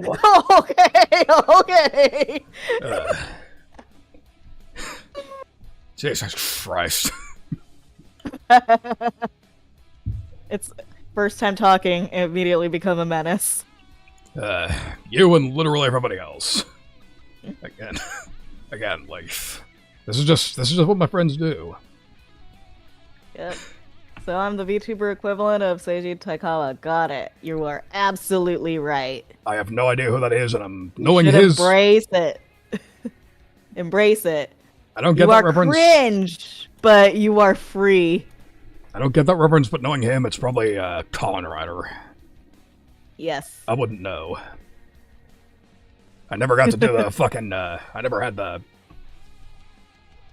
I'm more of a magical girl person myself. Right. Yeah. Like my thing was like Precure and stuff. I remember there's only 2 magical girl shows I watched, and only one that I watched all the way. Mm-hmm. The one I watched all the way was Madoka. That's my favorite show. Of course. My favorite show that I never want to watch again. I know, right? Did you also watch the movies? Like, did you watch it in theaters? As a matter of fact, I did. I was just mentioning Duck. Too. He, well, not in theaters. I only just watched him last year or the year before, one of those two. Specifically because there was the new movie about to come out, which I think is out by now. Oh, did it? Did it already have its? I swear it already had its theatrical run at least. I don't know if it's out on I didn't know. I video gotta yet. Look into that. Yeah, but I remember like it was kind of like it was kind of like what happened with like Marvel, or like what was it? Shoot, like Civil War or something like that. Where like, but it's like everybody like went in all excited, but then like when everybody left, like at the theater, when like the whole movie was done, everyone was just like silent. Like they just had the most like depressed like looks on their faces. That tracks. Yeah. Although speaking of depressing, so yes, the second magical girl anime I watched was Heartcatch Pretty Cure. That's the only one I watched. Oh, I love Heartcatch Pretty Cure. That's my favorite Pretty Cure. But. Oh, okay. The problem is I only got like 9 or 10 episodes in. I didn't get to watch when the shit hit the fan, which is the entire reason I wanted to watch it. Like it was hyped up. Like it was, oh yeah, it's actually pretty dramatic. The fight scenes are fucking amazing. You'll love it. Yeah. Which, to be fair, the fight scenes were fucking banging. They were not kidding about that. I would like to go back to it eventually, but problem is, it was very Monster of the Week. It was at least from what I saw, yeah. Like you're gonna hear this. You're gonna hear this and say no shit. Like you're gonna hear this and say no shit. But it's it a was kid's show. Exactly a show for little girls, and it was like, wow. Like what did I expect? Like. Yeah, but if you like skip you can always scale the fillers and stuff. But I would say like Hugto kind of had that had that kind of feeling also. I really liked Hugto Precure as well. But yeah, Heartcatch used to be my favorite series, but then Hirogaru Sky came out, and that became my favorite Precure series. Like it really breaks the mold with like most Precure formulas, and they had like a lot of firsts in that series. So like the fight scenes and transformations were really good. Good to know. Yeah. Zack's still in the chat. I'm surprised he hasn't done his daily fucking Symphogear shilling yet. That's Zack's thing. We talk about magical girls. He says, "What's Symphogear?" And Oh it's yeah, like, Simple Gear is pretty good too. I never have. He swears by it. Yep, there we go. Simple There Gear, it is. Yep. Watch okay, there it is. Simple Gear is okay. And then there's like the classics. So there's Sailor Moon. The one that started it all in a way. There's what's the other one? So like there's Sailor Moon, there's what was it called? Wedding Peach? Wedding Peach is okay. I don't really like Wedding Peach. But it's there. Oh, Cardcaptor Sakura is also very good. Yeah, I was about to say. I was thinking it was probably the Sakura. I knew some girls in high school who liked that. Yeah, I mean it's very cute. It's a very how do I put this? Even more for little girls than Predicure. I would say that like Cardcaptor Sakura is very much a product of its time. Ah, now I get So you. there might be some values dissonance for modern readers compared to back then. I see. But it's very much a product of its time. Although I feel like a lot of the things were kind of weird by the standards at that time too. But Many hey, such cases. you get desensitized to it when it's like all around you in that generation. Exactly. But the aesthetics were very pretty, and it's a classic. Right. Madoka, of course, is good. Precure. My absolute favorite is well, there's two absolute favorites. First is a Phantom Thief Saint Tale. Wow. Like, Gee. I swear by it. Yeah. Yeah, never would have guessed. Yeah, surprising. I don't know, you just give me the vibe of somebody who would be into Phantom Thief sort of aesthetics. Like, just this little hunch in my mind. I know. I wonder how. And then like I watched Detective Conan and stuff. Yeah, but yeah, Phantom Thief Saint Tale is a really cute series. It's very old, but it's very cute. The soul It's combos. about, yeah, You go it's ahead. about like this. Oh, sorry. I like nerd out every time I talk about it. But like, it's about like this girl whose mother is like a stage magician, and then she learns how to do like magic tricks and stuff. But then she uses that to steal things like that have been stolen and returning them to people. It's very cute, very heartwarming, very crime of the week, but it was cute. I see. Interesting. I was about to say, this whole conversation is actually reminding me of my old best friend. I call her the My Anime List on Legs friend. Like, her main hobby was anime. All she did was watch anime. She made videos about anime. And There's we always didn't... that one friend. Yeah, and she's actually who I watched Hardcatch Pretty with, and she's the entire reason I didn't get to keep watching it, because I think 10 episodes in is when she moved to Japan, and that's when we stopped being able to contact each other all the time, because... Oh wow, that checks out. Because fuck Loving the anime Japanese so much job you go to market. Japan. Exactly. Living the dream. Yep. I miss her so much. Yeah, she Ah. yeah, she literally is still anime. Became anime. So what does that make us? No. though? She already was. She already was, in a sense. She was a cosplayer as well. That's like 2.5D. More or less. Like, she took a lot of pride in Like- it, because that's what I was thinking of. Like, she loves Magical Girls stuff, too. Like, she cosplayed, what's-her-face, the sidekick from Sakura. Oh, Tomoyo. Yeah, the girl with the camera. Yeah. She was also, Yeah. Sailor Mars. Oh. I want to say she did Cutie Honey at some point. Oh, I love Cutie Honey. I know she did. But yeah, she was always the one who was telling me, she's pretty much the only reason I don't have a basic bitch taste in anime. Like, she's the reason I went beyond Gurren Lagann, JoJo, Kill la Kill, all the obvious shit. I mean, those are good too, but... They are, but they're also basic. They're the sort of thing, I mean, there's nothing totally wrong with basic. I do enjoy a pumpkin spice latte once in a while. I thought you were going to say pumpkin scissors, and I was like, is that basic now? Is it? I wouldn't know. You gotta watch Simple Gear. All I know... I did watch Simple Gear. I will eventually if my friend ever comes back. Because that's the thing. That was, She's also the reason I watched Detroit Metal City. I wouldn't have watched that if she hadn't pushed me to do it. Oh, Detroit Metal City's good. I fucking love that anime. It was pretty much the closest thing to Japanese Metalocalypse, Oh, which is another one of my I favorite shows. wouldn't have been surprised. I'm going to Have you, cover. I'm going to cover Sasagai at some point. It's going to happen. Nice. Have you seen Bocchi the Rock yet? I have not. I've seen clips, and yes, I know it's like Yeah, blindingly obvious. she's- Like, why the hell didn't I watch that? She's very much like, oh my god, she's just like me for real. So I've seen. Lots of very relatable characters in there. Like the one The mutual of animation's mine. very good too. They make a really good use of rotoscoping for like the band scenes. That's funny. Rotoscoping. I would have expected them to do 3D like fucking Bondery.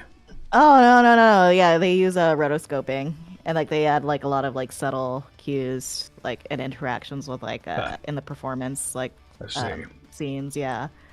That makes like- sense. like- Back on the subject of Metalocalypse, that's also how they animated it. They rotoscoped all the guitar playing. Because the creator of that show plays guitar, so he knows how it's actually played. He doesn't have to do that silly miming shit that you sometimes see, or else they're holding one chord and it looks incorrect, like strumming Johnny Cash chords and they're playing some ripping Yngwie solo. Budget's that. too tight to draw fingers. Right. Oh, that's hilarious. Bocchi summons Duck, but the fucking VTuber Furry Theory didn't. That's insane. I'm surprised I didn't see you fucking 10 minutes ago. He was busy. Possibly. Let's see. Yeah, you do need to kidnap him to watch Bocchi.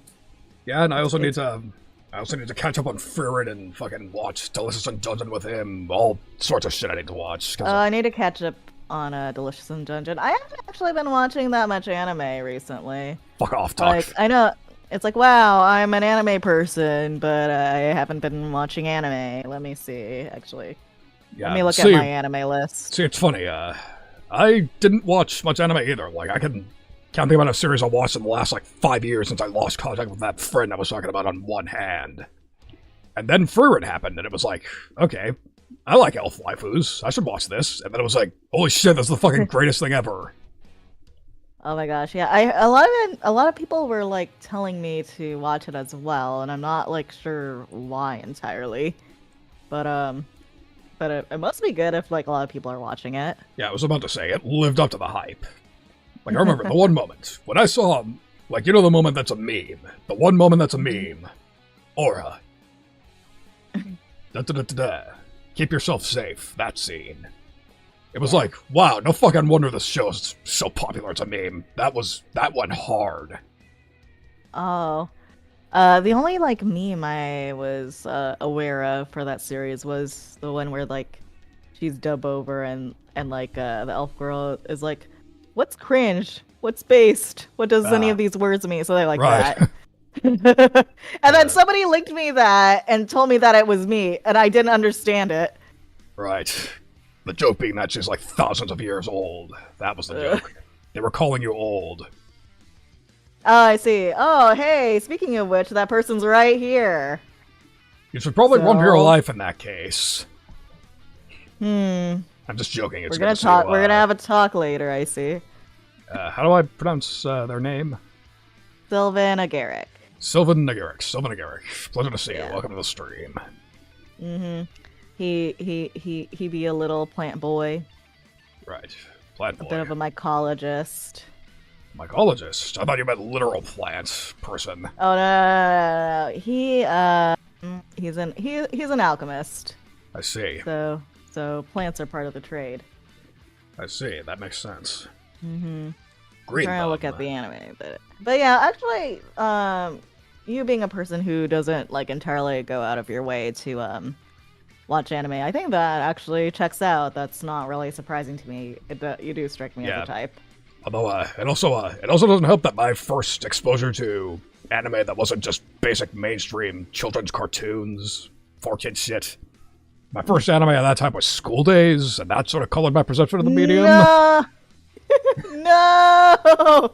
So yeah, it giveth and taketh away. I was like, wow, this is fucked up. But on the other hand, it was like, wow, so there's more to anime than just Dragon Ball, One Piece, 1,000-episode shonen. Maybe I should give this medium a chance. It could be worse. It could be worse. It could be worse. It could have been worse.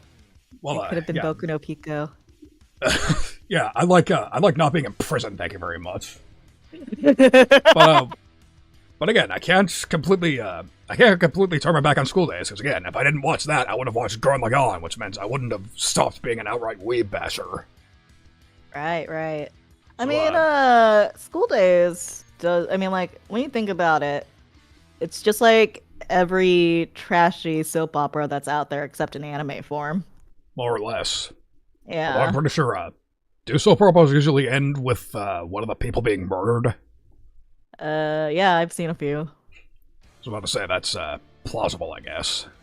Yeah, I mean, like I've watched a lot of K-dramas and like Filipino dramas, and yeah, it can get pretty crazy. I bet. Probably not like with that much ketchup, but it does get pretty crazy. I would on daytime TV I would hope not. Then again, standards are different nowadays. You can get away with some wacky shit. I'm pretty sure you can say fuck on TV at certain times of night nowadays. Yeah, I think like I heard that if you like decide to go for a certain rating, like you only have like a certain amount of like times to use it for like the entire like episode.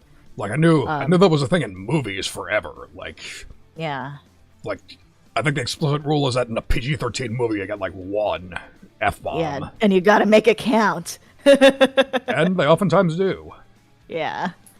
I really liked how the Marvel movies handled it though. It like they really do make it count. It's hilarious. But I wouldn't know. The only one I ever watched was the Avengers, and that's because I was dragged out to a theater to watch it. Oh, I see. I had a family member who was a theater usher. Oh, I see. Yeah, I do. I enjoy like I mean like I'm not like that much of like a huge like comics nerd, but I would say like I just enjoy action movies, and therefore like the Marvel like the MCU are action movies. Therefore, I will watch it. You know. I guess that makes sense, but yeah. I'm not a comics fan, but I do have a family member who's one. That was his thing for a few years. He would give me comic books for my birthday. Oh man. Although funny enough, he actually didn't give me any mainstream superhero ones. Oh. The two ones that I see in my line of sight on my bookshelf are Watchmen and Why the Last Man. Oh, Watchmen. Preacher, that was the third one. I forgot about that one. Oh. You know, the one that had an HBO series a few years ago. Yeah. I gotta read all of them. I did, actually, I don't think I've even opened Why the Last Man. I did enjoy, I think I made it like halfway through Watchmen. I need to keep reading that at some point, but, yeah. It's an interesting, like, you get to see some interesting concepts, I think. With, like, Western comics, I think. Right. Yeah. Mostly, like, my main media consumption is just, like, streamers and webtoons lately. Oh, and I guess, like, nonfiction books, I guess. Right. Better than me. I literally live on fucking YouTube.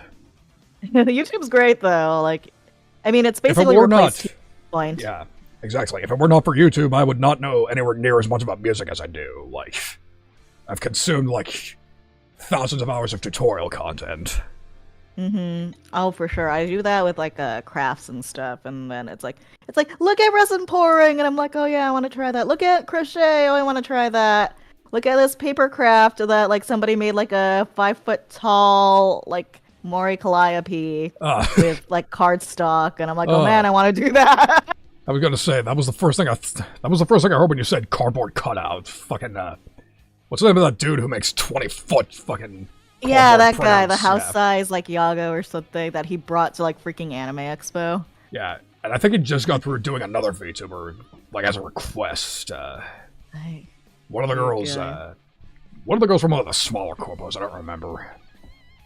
Yeah, I don't like really follow him, but it's like when you see him, you just know who exactly he is, you know? Exactly. Yeah. Oh my god. Rich people are something else. The guy who bruised his spine with a 45-foot iron mouse fell on him. Damn. Yeah, that guy. Some people are next level. Some people are crazy. Yeah, for sure. Oh my So, god. sorry to shoo you off, but I have another guest who needs to come on, so, Oh yeah, no worries. It was nice talking to you. I hope we can Right. hang out again. And again, Exactly. oh yeah, happy birthday, Cliff. Happy birthday. we're several months late for that. I think you mean happy anniversary. Happy anniversary. Happy channel birthday. Yeah, Channel birthday. birthday. Happy rebirth, we'll call it that. I mean, like, technically, if you want to wink, wink, nudge it, like, a channel anniversary is your birthday. More or less, I guess. Yeah. So in theory, I am not wrong, and I'm always right. I'm just kidding. Uh, But yeah, anyway, happy whatever you say. anniversary. Yeah. Yes, thank you for coming on, and hopefully I get to catch you more, because I'll be level with you. I'm actually not that fond of YouTube as a streaming platform, so, or a viewing platform.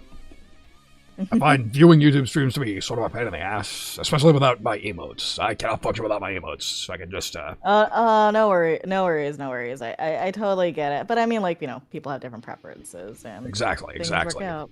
Yeah. But Not yeah, as a- but, like, catch you around. Bye. Exactly. See you later. So, I'm gonna throw up a USB screen. This will probably be a couple of minutes, so, just, stand by. I will go grab my next guest. Just, bear with me a moment. I'll be right back.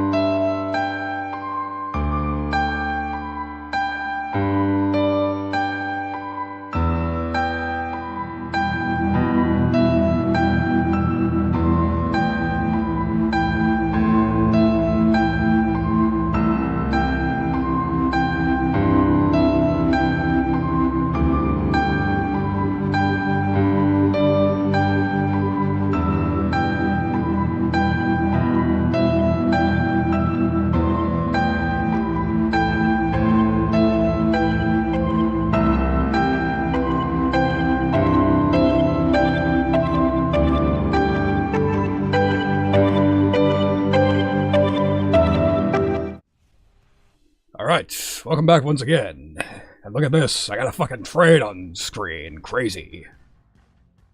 Choo choo, mother effers. Oh wait, can I swear? Yes, you fucking course. Choo you choo, can on my channel. motherfuckers. Yes, exactly. You really think you can't swear on my channel? I can't go 2 sentences without saying that word.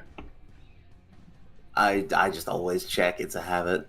Of course, of course. You are you do call yourself an idol, so I guess that makes sense. I am extremely say-so, except for all the times I'm not. I mean, you're still, you're more of an idol than I am, that's for damn sure. I tried, I just can't do it. Like, I can't be pure. I'm too much of a drunk, vanilla brigand. I mean, that's one of your charm points, though, you know? I'm me, and you're you, and, you know, those are our strengths. I mean, I know certain people have not appreciated when I go into that, but those certain people are gone. Fuck them.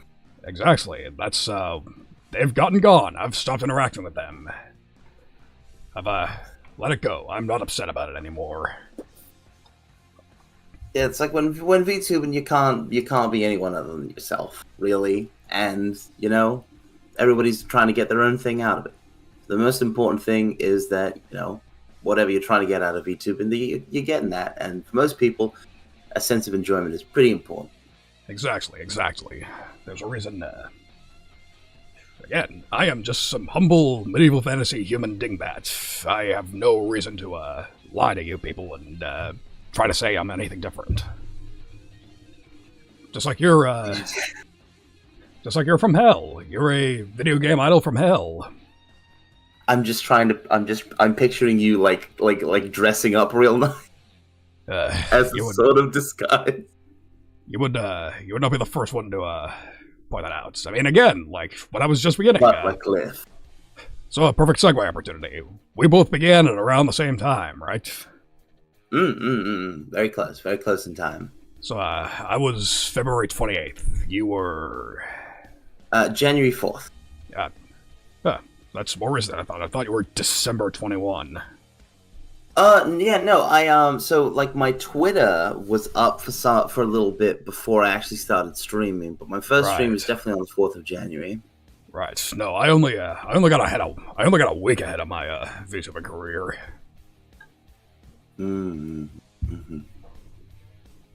I didn't I completely winged it. Right. Didn't everyone? Yeah, it really was the Wild West at that point in time. Exactly. It was just a bunch of us dingbats going like, hey, we're fucking weebs, we like VTubers, we can probably maybe do something because we know for a fact we can't pass any auditions, so fuck it. How hard can it be? We can give it a shot, and look, here we are years later. Exactly. 3 years. Like, think about this. We've outlasted... I try not to think about 3 years. I'm turning to dust. Right, and we got a raid. Sorry to interrupt. Miss Evie, pleasure to see you. That's my singing teacher. So, for those of you who don't know, for those of you who are new here from Miss Evie, I am Cliff, and Evie is incredible. We'll speak about her in a moment. So, she'll be calling in at some point. She's in line, but yes, I'm Cliff, I make music, drink a bunch, and Evie's the reason I can sing. That's important. We'll discuss it more when she's on, but for the immediate moments, I'm talking to my bro, Carmine motherfucking Phlegethon, the video game idol from hell.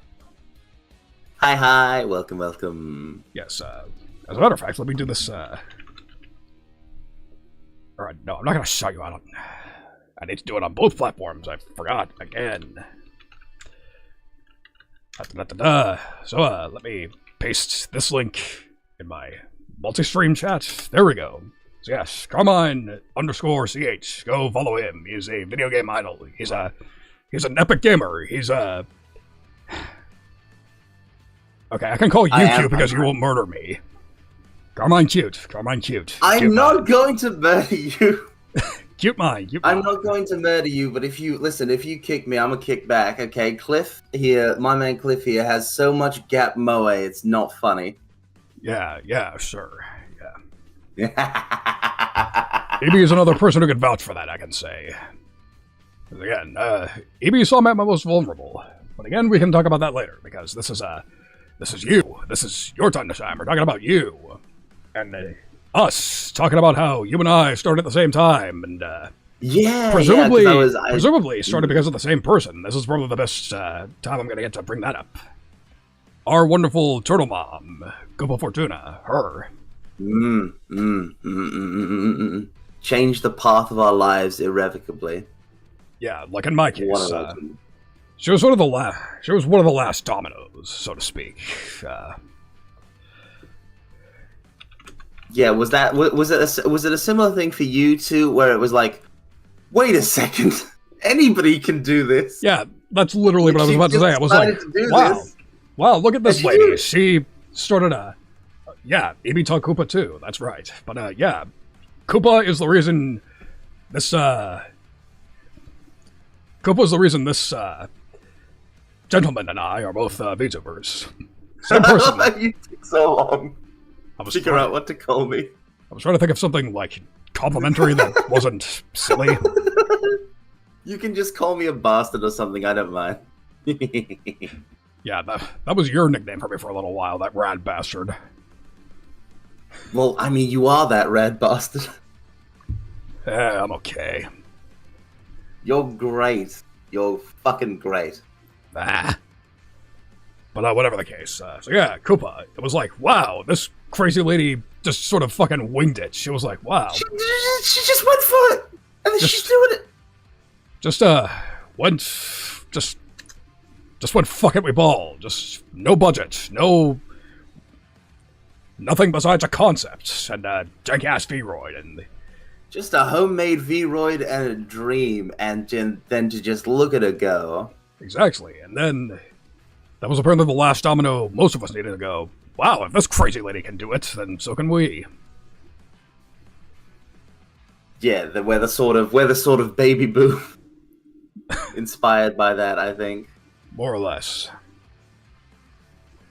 And I still remember the first stream I went to of hers after I debuted. I'm pretty sure you've long since forgotten about this. I'm pretty sure everybody besides me has forgotten about this. She said hi to me, and then, oh, hi, Cliff. Or should I say, Yellow Carmine? That was her immediate first thought. Oh, no! But again, I had just debuted. I hadn't set myself apart, so it was somewhat of a fair assessment, I guess. We did both start with V-Roids. Yeah. And, I feel like we both went for, straight long hair because it is the easiest to do on V-Roid. Yeah, and I still fucked it up. Fucking ridiculous straight from the 5 chem banana hair. Yeah, for those of you who missed that segment of my career, be glad. I'm pretty sure, in your debut, because I remember watching your debut, I'm pretty sure you were wearing an outfit that was similar, your V-Roid model had an outfit asset on that was similar to one that I'd gotten for Racketeer streams. Yeah, we were both sort of wearing suits, only yours looked more schoolboy outfit.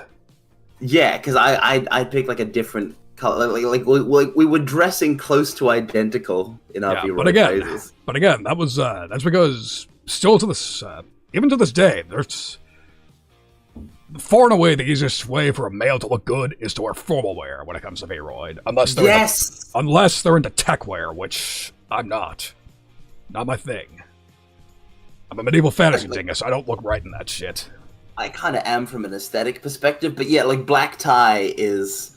I've heard it described as a gift to men. You just put on a suit and you look sharp. Fantastic. Exactly. Every girl crazy about a sharp-dressed man, that sort of thing. I've never worn just a regular black suit, though. I have, I've had 2 suits, and one was green and one was purple. So you went the Jim Henson funeral route. Interesting. Well, I've never worn a suit to a funeral. I've worn suits to weddings. Okay, weddings, that makes sense. So the reason I referenced Jim Henson is because at his funeral, that was the big rule. Nobody would wear black at Jim Henson's funeral. Because again, he was the Muppets. He was all about making people happy and joyful. Didn't matter that he was dead. He still wanted people to be happy.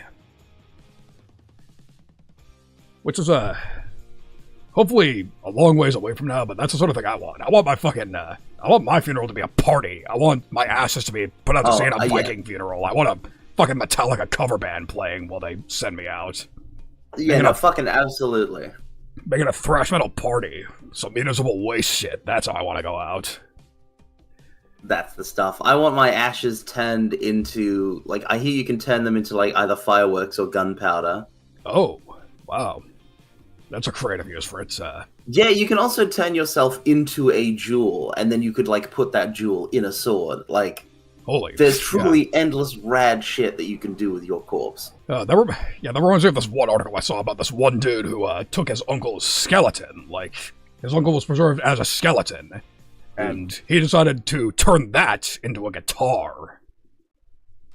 I don't know if that article's real or not, but if it was crazy. And if it isn't, then I'm gonna make it real when I die. I mean, that one, I followed this one YouTube channel that I haven't checked in on for a while that just make guitars. I can link to you later. They just make guitars out of crazy shit. Yeah, I think I've seen some of those videos. Like, I made a guitar out of so many crayons. I made a guitar out of fucking purely epoxy. Yeah, I've seen that. I've seen that channel before. Some fun shit to watch every now and again. They can make one out of a skeleton. Yeah. There's all kinds of stuff you can make guitars out of, assuming you don't care about tone wood. That's a joke that none of you are going to get, and I apologize. Don't ask. That's it's like the subs versus dubs of the guitar world. It's just not a debate you want to touch. Oh my god, they have everything. Every single fucking subculture just goes down all the way. Exactly. And everyone's got every level of detail. Exactly. Like, oh, your guitar's made of maple? Buh. Your guitar needs to be made out of fucking some rare African wood, or else it ain't shit. And it's like, come on. It's not that big of a deal. Jesus. Right. But yeah, no. Have we sung Cooper's praises enough? I mean, I don't think so. I love my mother sister. I'm always willing to sing her praises. Because again, that's another sibling of mine. Coqui was my first guest, and again, Calavera family. Mi padre. Yeah, the Calavera family's fucking big, isn't it? It's gotten so, but that's because Calavera's proven himself. He does incredible fucking work. It speaks for itself. Like, you see my model every now and again. You used to see my live today. And I'm his basic work. Like, you want to see his crazy work. Go watch Koopa, go watch Coqui, go watch fucking any of the rest of his family. Velik, who just re-debuted. How can I forget her? Our favorite yes, Irish but Scot. Also everyone, because Cliff's not going to say it. Also, watch Cliff. Watch lots of Cliff. I wish I could archive my karaoke's more, otherwise, not easy to do. I need to find a way to share my singing without pissing off the fucking record companies. I mean, yeah, the music industry is kind of a bitch, isn't it? Yeah. When it comes to that kind of thing. It's all just record labels and music holding companies being like, yoink, copyright. Yep. I mean, the only solution is to either like find songs that like the creators are cool with, or I guess just make your own. I mean, I sort of do, but the problem is, I was actually going to bring this up. I think it was Yoro. I had her on earlier, and she was talking about songwriting. The problem is, I can't write lyrics for shit. I'm never good at poetry. Like, like if you ever need somebody to take the flak on lyric writing, like I'll throw my hat into the ring. I will freely admit that I suck at it, but I get absolutely fucking obsessive sometimes about like, oh, some words pop into my head. I need to write them down now. I need to write down this flow. That makes sense.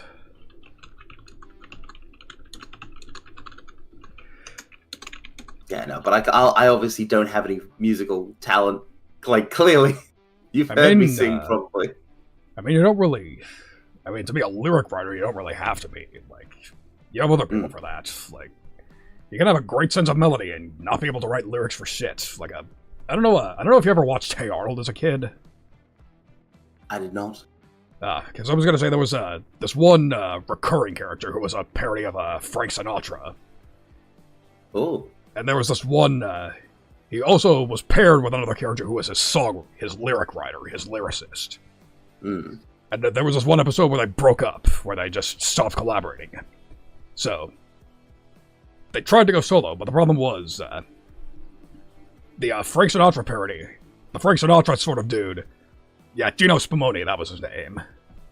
So yeah, Dino made amazing instrumental music and could come up with great melodies, but couldn't write lyrics for shit.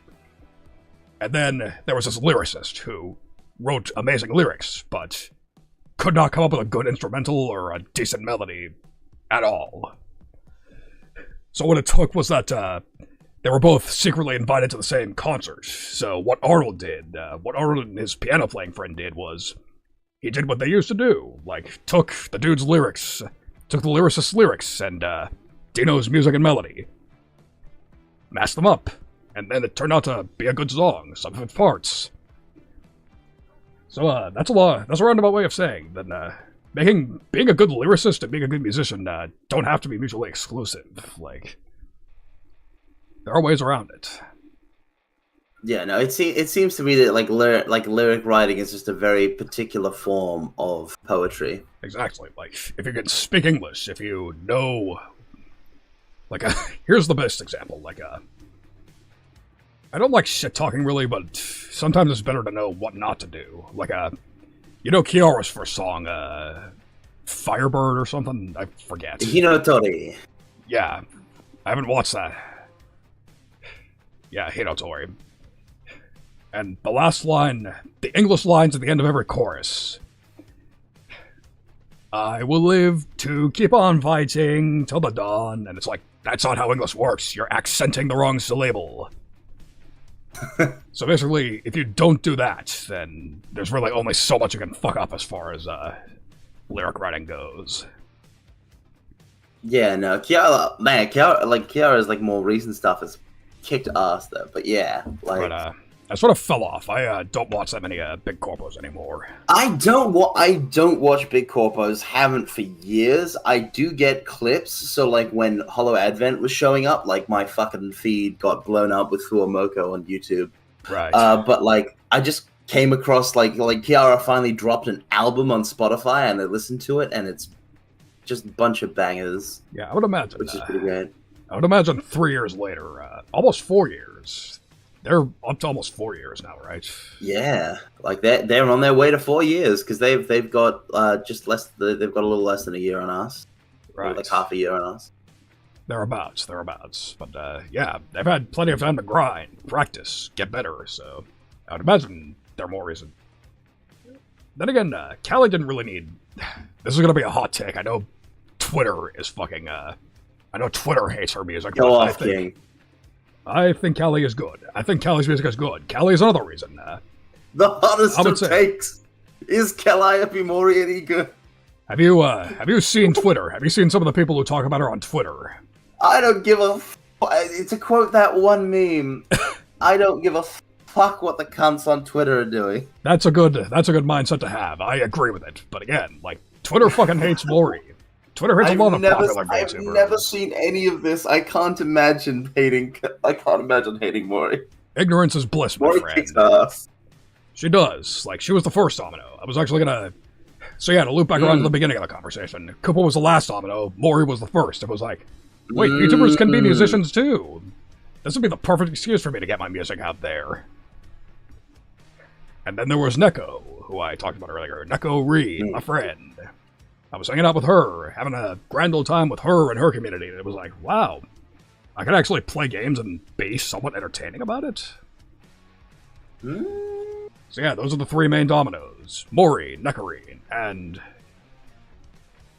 And Koopa, that's right. He sleuthed the clues, he followed the tracks, and then bam, Exactly. there he is. Precisely. So, speaking of music, I believe it's time for my next guest, so, sorry to throw you off, but, thank you very much for, coming and chatting with me. My, Yeah, no, almost saved me I'm a train, so suplex me out of here. But you know, again, I've got to say it properly. Happy stream anniversary, Cliff! Thank you, brother from another life-to-be mother. Appreciate it a bunch. Spiritual brother. Community brother. We, same origins. Soul brothers. Soul brother. Yes, thank you again for coming. Was nice talking to you. It's always nice talking to you. Likewise. It's good to know that you and I have stayed loyal for this long. Loyalty above all else. That's why I'll never Oshihen. Exactly. Like, I technically did, but that's only because I'd rather Neko be my friend than my Oshi. Again, weird and overpressuring. If it's, that's understandable. Exactly. So, yes, if you'd be willing to make room for my next guest. Alrighty, I'm hopping out. What? Good to see you, good to see you. So, let me go grab my next guest, and I'll be right back.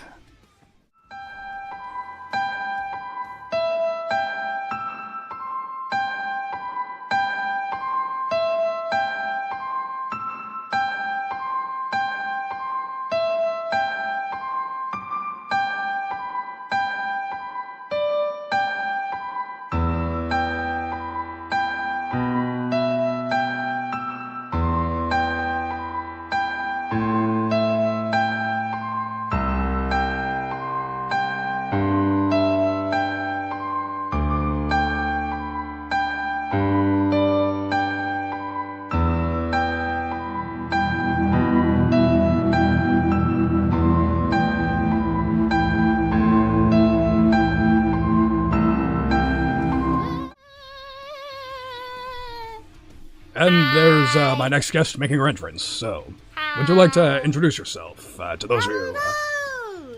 My name is Evie Games, also known as Evie. I am a Skyrim streamer and a VTuber vocal coach. I specialize in teaching VTubers how to sing. That's pretty much it. Yeah, guess which one of those is more relevant to me. Here's a hint. I didn't spend half of one of my previous conversations shit-talking the company behind one of them. I mean, honestly, it's very deserved. Right. But yeah, so happy anniversary. Yes, exactly.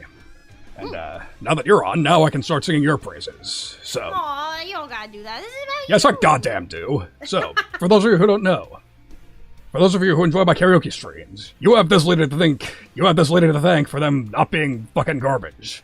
Hi. I keep saying this because it's the truth. You making me able to sing is literally like, what's the name of that one? Rumpelstiltskin. It's like spinning straw into gold.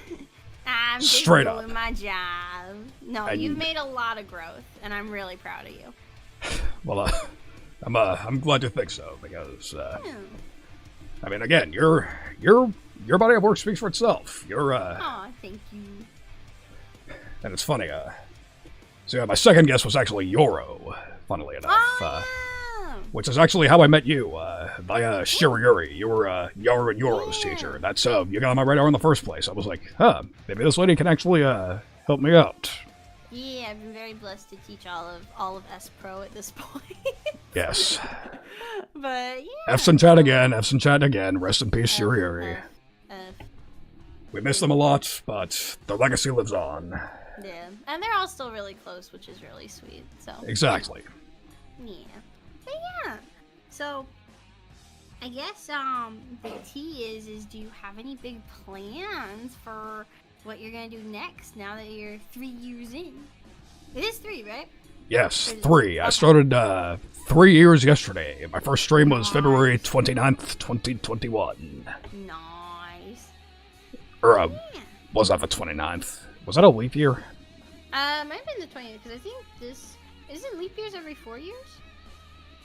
It is. 28th, so it was the 28th, silly me. So I missed my anniversary by 1 day. Fuck my life. Aw, listen, that happens. I mean, to be fair, you know, leap years do make things a little wonky. But Yeah, don't remind me. Fucking leap years, daylight savings, like, can time just be fucking consistent? Oh yeah, it's always weird because I have a lot of people that I teach in countries that just don't have any daylight savings. So I have a bunch of people message me. They're like, "When's your daylight savings?" By the way, Right. And I'm like, "That's a great question." And that's why But- some smart person invented hammer time. Yeah, I Although- think that would make things easier. Although technically that's piggybacking off of the Unix epoch. Which I only know about because I'm a fucking nerd who took a crazy computer class. No, you're valid. Yes, I'm surprisingly tech-savvy for a medieval fantasy dingus. Much like this lady right here. Yeah, That's I her am gimmick, not too. Tech savvy. Right. I mean, I can get my way around, but I am constantly breaking things. Exactly. But I try, exactly. and I try to learn. That's what matters. Right, like that one, there was that one RPG where, like, magic and tech existed, but they were, like, mutually exclusive. Yeah. What the hell was its name? I don't remember. I don't know if I've played it, but I vaguely know what you're talking about. Right. I'm sure somebody in chat knows. So at any rate. So yeah, you asked about my plans, and I'm actually glad you asked, because I might as well reveal now since you asked. I'm getting a new design. Yeah, I'm getting a third outfit. Hell yeah! Only disadvantage is it's not going to be alive to do quite yet. It's going to be a Vroid, 3D. No. Because, then again, I sort of spoiled that yesterday with talking to May, where people have seen me on Twitter before the Shadowban arc when I was messing around with the Vroid. I was like, yeah, turns out there was a reason for that. There was indeed method to that madness.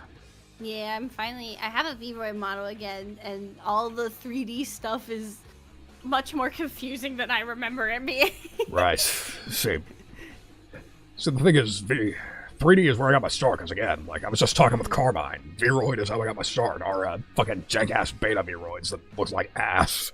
Well, that's how I was too. I think like 4 years ago, I had a Vroid I made myself.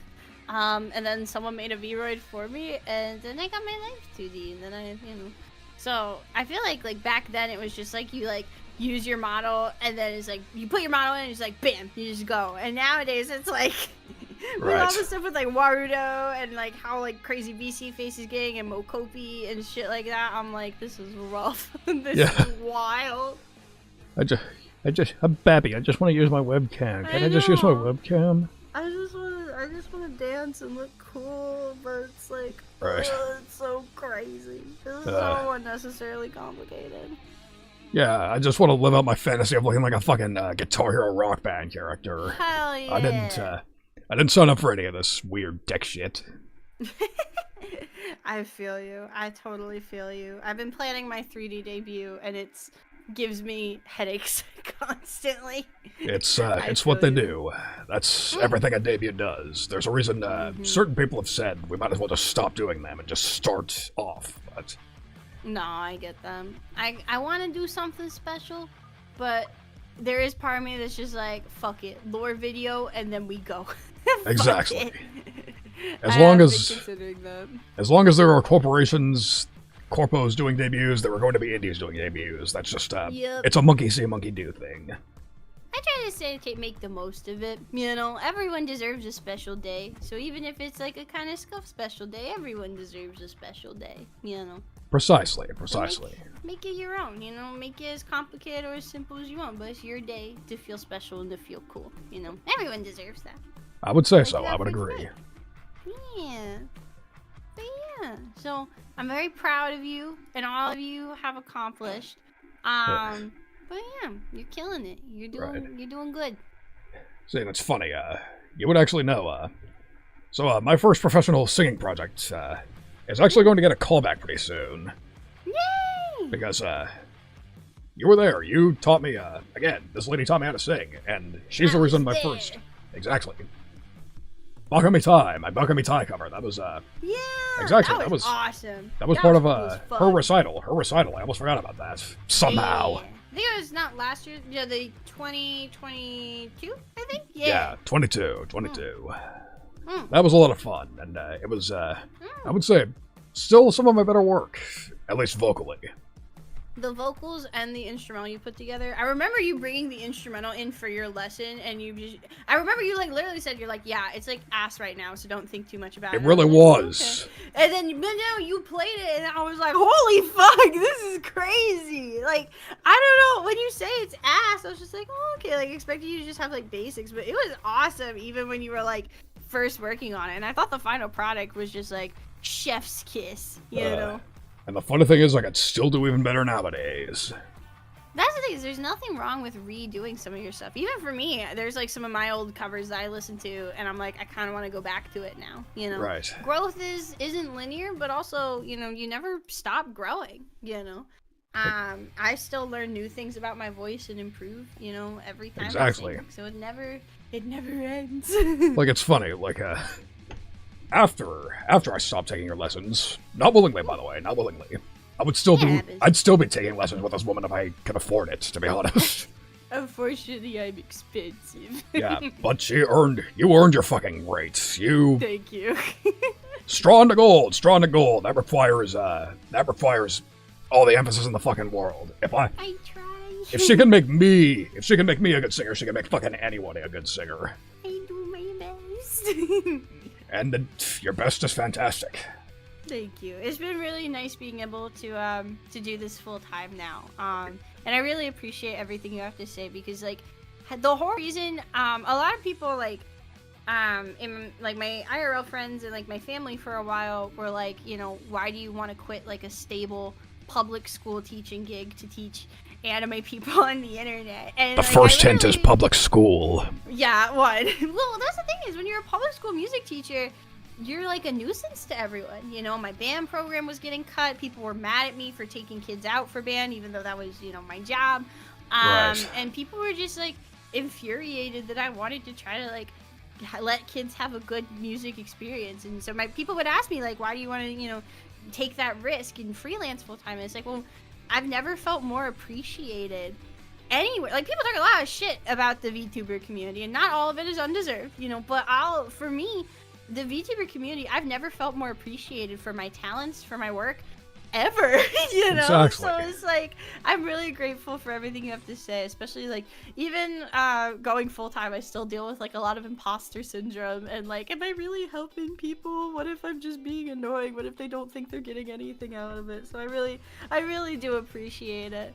Brainworms be gone. Whoosh, whoosh. Yeah, I do have really bad brainworms. Yeah, that's one of my specialties. I try to fucking kill everybody I care about. It's brainworms. I appreciate it. Lord knows I need it. This was although I will admit that's a do as I say, not as I do operation, because a lot of the time I get in my own head, but I'm the first one to say fucking like, I'm the first one to say, listen, tell your brainworms to shut the fuck up. You are incredible. You are great. And I do the same for my students. A lot of the stuff for my students is like, do as I say, not as I do. Yeah, and again, like, stuff is... See, I do, like, I gave big upping her, see, it's not just her teaching skills, it was the encouragement. Like, I was like, I joked about how gentle you were being with me, like, like, so just for the record, I don't know if anybody has ever seen the movie Whiplash. I can assure you that music teaching is not like that. It shouldn't be. The thing about Whiplash. See, the thing about Whiplash. Mentally ill people in Whiplash. No, the thing about Whiplash. Whiplash is a sports movie pretending to be a music movie. Honestly, yeah. Like fucking what's his face? The bald guy. He's not he's not an actual music teacher. Jeff Bezos looking motherfucker. Yeah. The dude who plays Omni-Man. Yeah. But whatever the case, he's not a good indication of a music teacher. Like, if he... No.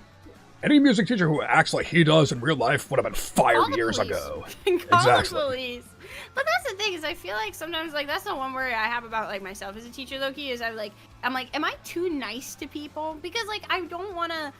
What's guided my teaching style a lot is I have been in teaching situations like in Whiplash. You know, I have Right. had people scream at me. I've had people, you know, throw scores at me, and it made me like incredibly discouraged. It made me want to give up, you know? So my whole philosophy is like, I want to be, you know, I'm not going to tell you you're doing something right if you're doing something wrong, but I want Right. to, you know, I want you to want to make music. Right, I want you to embrace the mistakes because that's the only way you learn from them. You know, I don't want you to fear music. You know, and that's something I myself am still kind of unpacking and unraveling. You know, especially when you go through music school, it's brutal. You know, Exactly.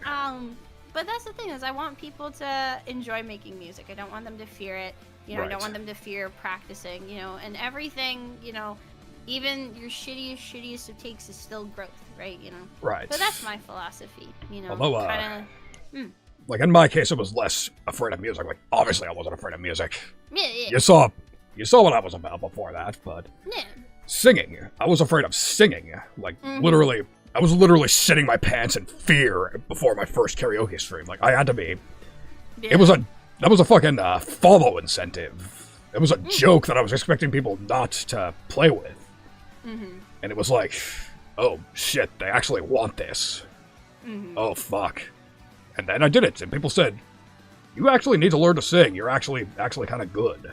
You are good. You're still good. You rule a lot, you know. I truly believe that anyone who has the, you know, I think there are some people that are naturally good at singing, but I truly believe if you put the work in and you're willing to put the work in, anyone can sing. You know, you just gotta be willing to put the work in. And it is work, you know. I have had situations where people will be like, I feel like I'm not improving. I'll be like, well, how often do you practice per day? And they'll be like, oh, I don't really practice at all. I'm like, wow, that'll do it. Okay, so, That'll do it. I don't know whether saying this is going to completely fucking irritate you or else make you very happy. So, I almost never practice anymore. I almost never sing unless it's a karaoke stream. But I still feel like I'm steadily improving. I still feel like I'm actually doing things right. Like, Heck yeah. the main skill I picked up after going with you, like, and it's a skill I would never have gotten had I not had your foundation to work on. Fuck.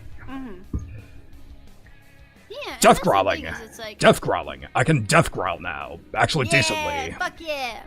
And that's because Those you... always improve. Exactly, because that's the thing. Like, people think... Like, I remember one person compared death growling to armpit farting, that if you just work at it, you'll do, anyone stupid enough to work at it can do it fine. And it's like, it's not that simple, like... No. On the other hand, the other philosophy that you have to know how to sing properly, the death growl, I think is also wrong. It's in between, like... If you have the breathing down, if you have the projection, diaphragm sort of thing down, then you can death growl without knowing how to do tone. Like, Yeah, I You still don't- am trying to figure out how to death growl. As That's a matter my of- big thing. I can actually teach you how, like literally right now. Maybe not right now, because I did just stream for 3 hours. Right. On second thought, I'll send you a. My throat's So, rough right now, I'll be real. That's a fair point, but at least death growling I can help you with. Like, it's literally. Oh, yeah. I can show you, like, it took one minute YouTube short. That was all it took for me to know how to death growl after, with your, Man. so yeah. I know a lot You know of what? foundations are the same, you know, but that's the thing is I'd love to cover, like, Kingslayer or something like that someday, you know?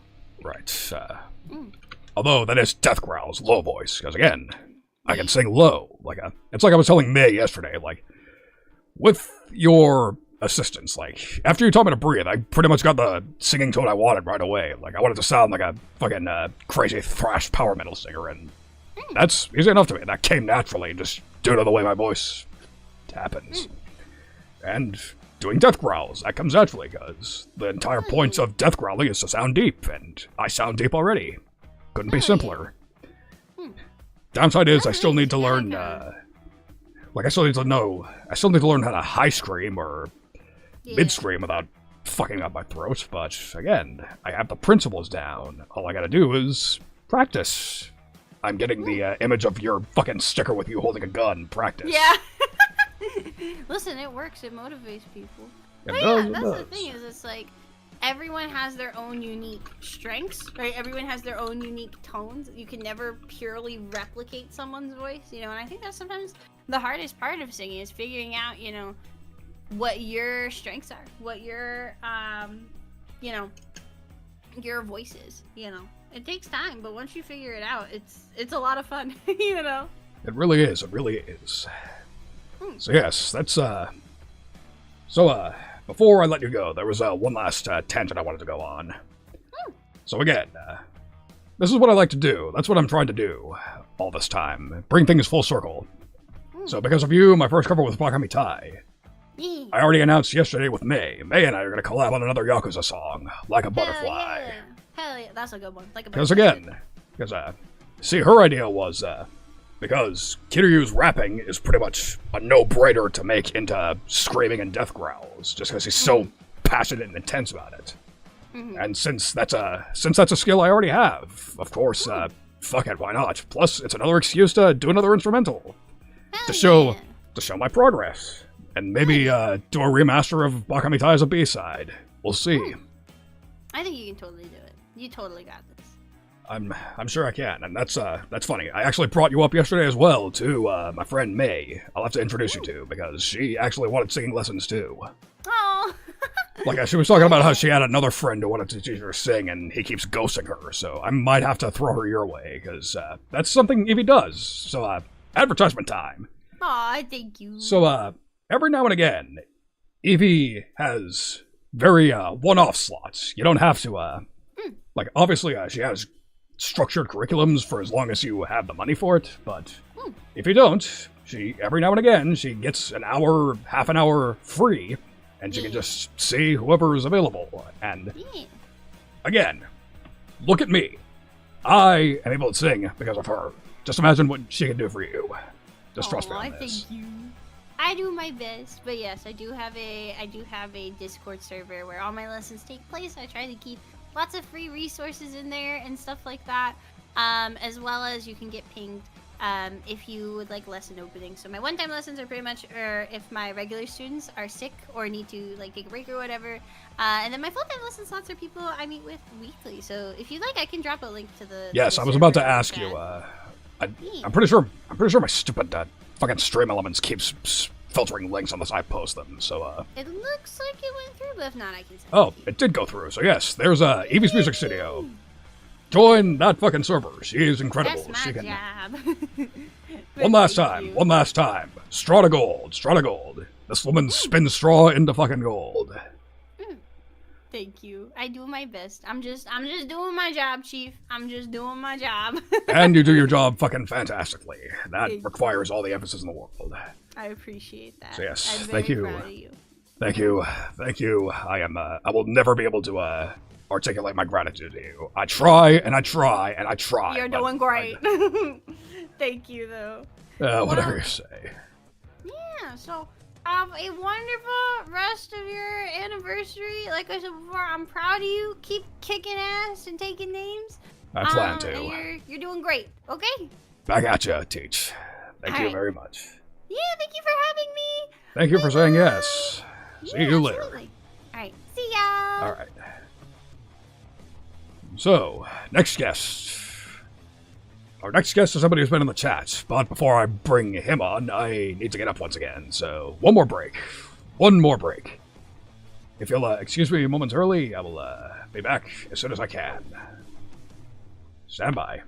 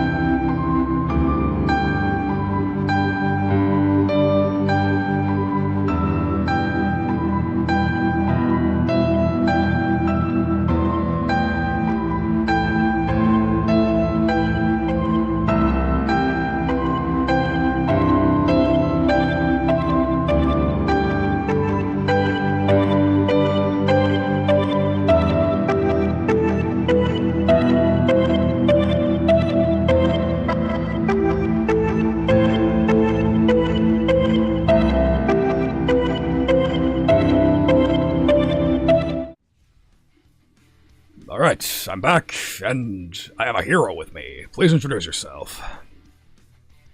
Hello, Cliff's chat. I'm Sam from popular video game Honkai Star Rail. More or I'm less. also known as Thunderbird. I'm also known as Thunderbird Prime, Master of VTuber. Or if you're family, he's Zack Hakurai.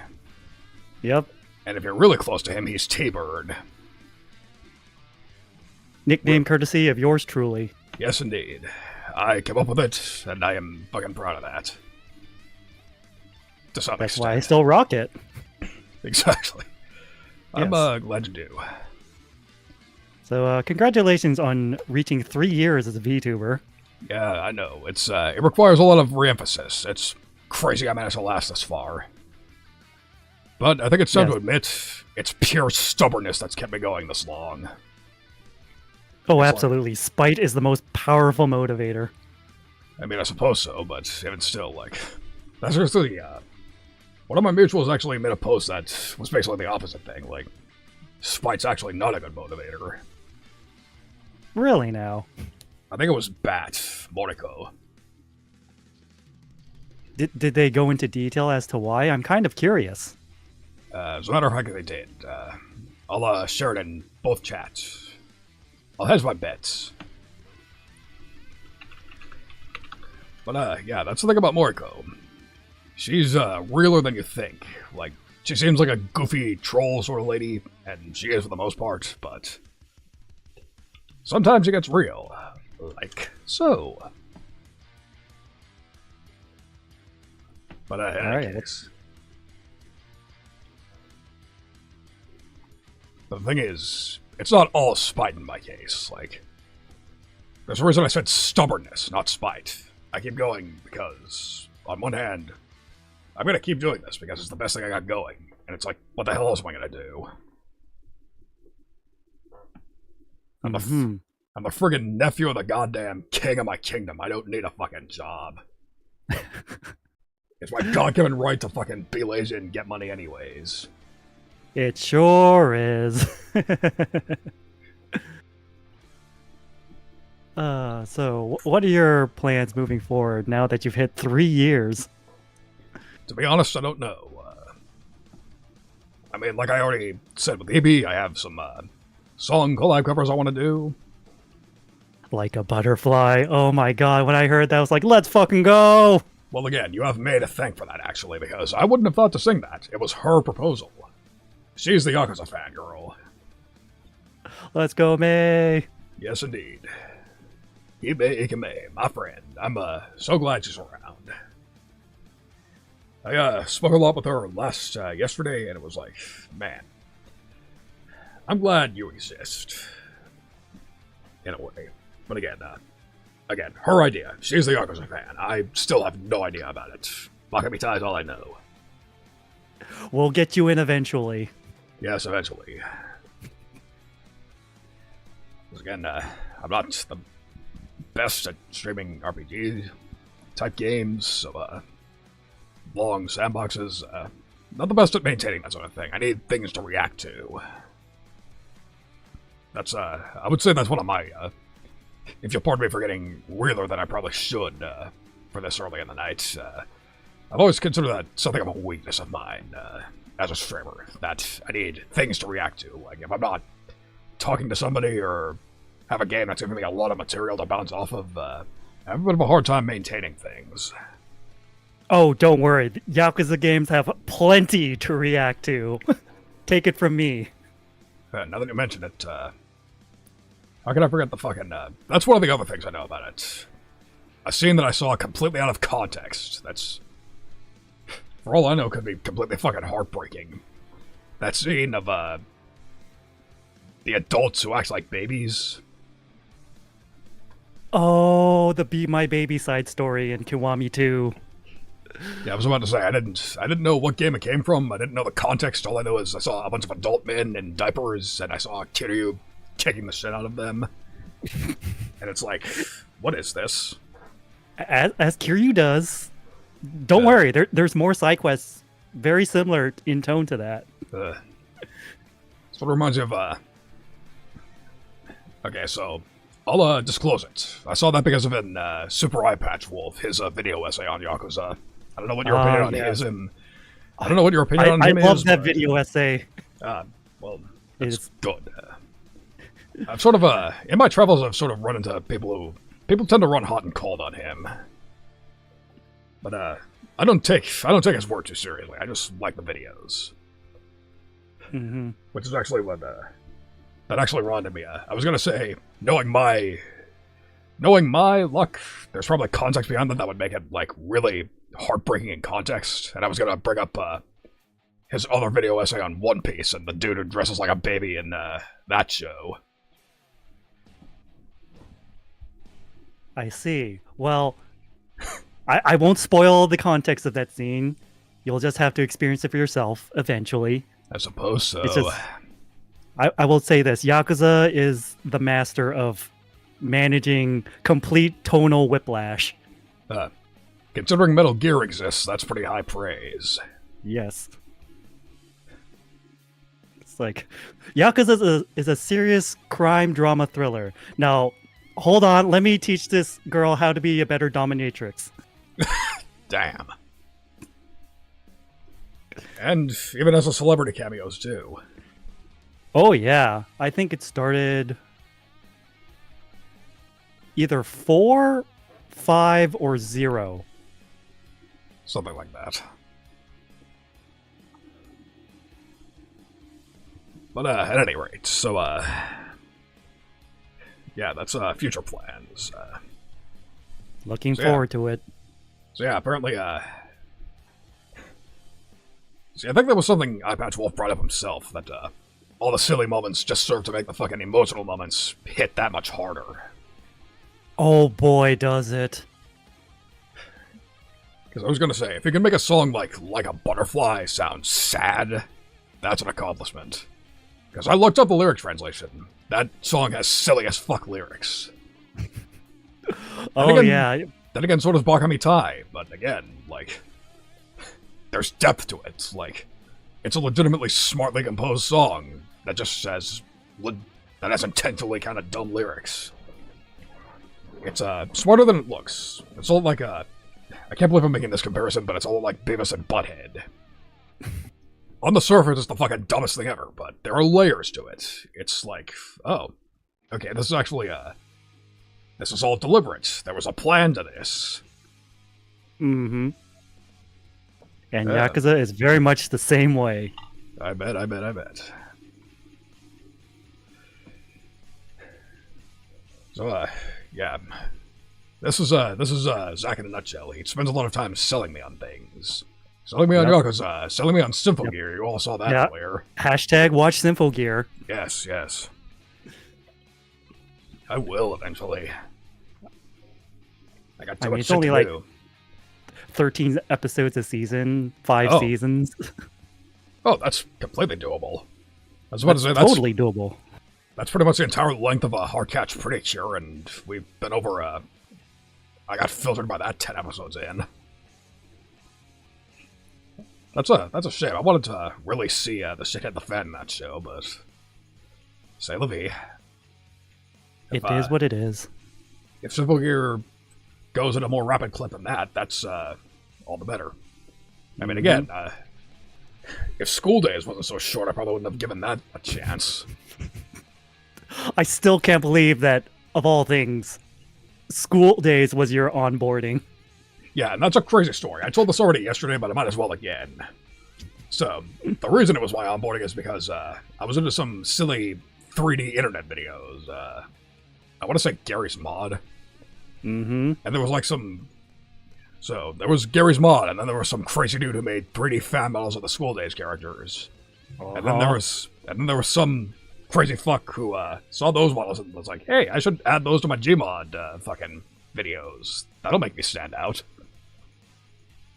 And then I wound up falling in. And then I wound up falling in with that person. And he was like, yeah, you should watch School Days. Then I watched it and I was like, what the fuck is this fucking shit? Or at least that was my first reaction. My second reaction was, okay, so anime is not just Dragon Ball, Bleach, fucking Naruto type shit. There's more to this medium. Maybe I should investigate it more. I don't know about this show, but maybe there's another show that'll be more entertaining. So that's when I watched Gurren Lagann, and that's when I was like, okay, yeah, anime's pretty cool. So, again, I owe that show... You essentially owe my existence to that show. Like, if it weren't for that, I'd probably still be a fucking weeb basher, so... You don't have to like it, but you do gotta respect it. I will certainly acknowledge it and say, thank you, school days? Question mark? Nice boats, motherfucker. Again, it's the results that matter, not the fucking, The process. Right.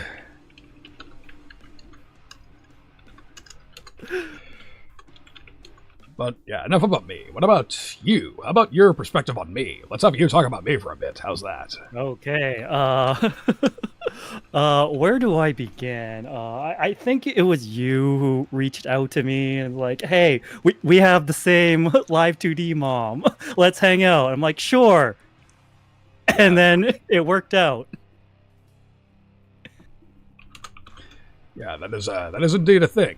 I am very big on live 2D family. That's, again, I think we've been over how corpo culture sort of affected the indie scene. Like, people want to do debuts and shit.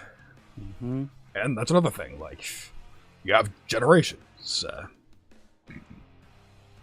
Shit, I forgot to bring this up with Carmine, that the scene we came from essentially had pseudo-generations. Like, those of us who debuted within, like, a few weeks of each other, we were like, hey, these guys are a gen. And that was, pretty much the closest I got. But then, even then, those friends of mine are still kind of busy. I don't get to talk to them as much as I would like. But then I found the Ricks family. I found the Love to Do family, and I was like, oh, these guys are significantly less busy. I have more of a chance to talk to them, and that's how it went. And I'm glad you reached out to all of us. Thank you, Cliff. I suppose I'm glad too, because again, I've fallen on some hard times in my career, but you are one of the two groups that I've been able to lean on in my darkest days of my VTuber career, so... Yep. Well, what goes around comes around. You reached out, and then it paid off in spades. I would say so. But yeah, it's just I think that's the thing a lot of us indie anime dinguses want, to find somewhere we belong. And yep, I will say the Ricks family is the one that has most consistently made me feel like I belong. It's our own found family. Like, literally, that's the terminology there. In multiple senses of the word. Yep. So, we'll, I guess we'll just hope we manage to stay together no matter what, then. I certainly hope so. I definitely see us hanging out more for the foreseeable future, and even in the distant future. I would hope so. I would hope so.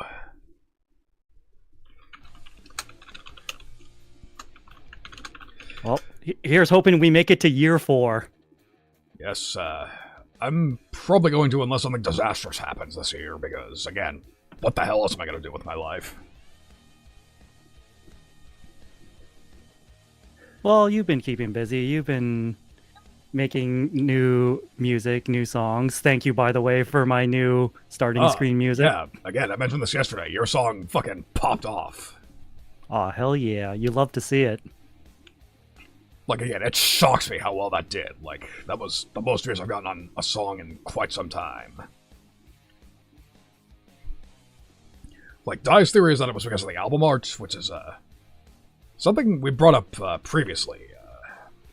A few conversations ago, the fact that, there's the fucking, whatever character who looks like you, and then I found that, stock arts, and I was like, holy shit, this is one palette swap away from literally being fucking Zack.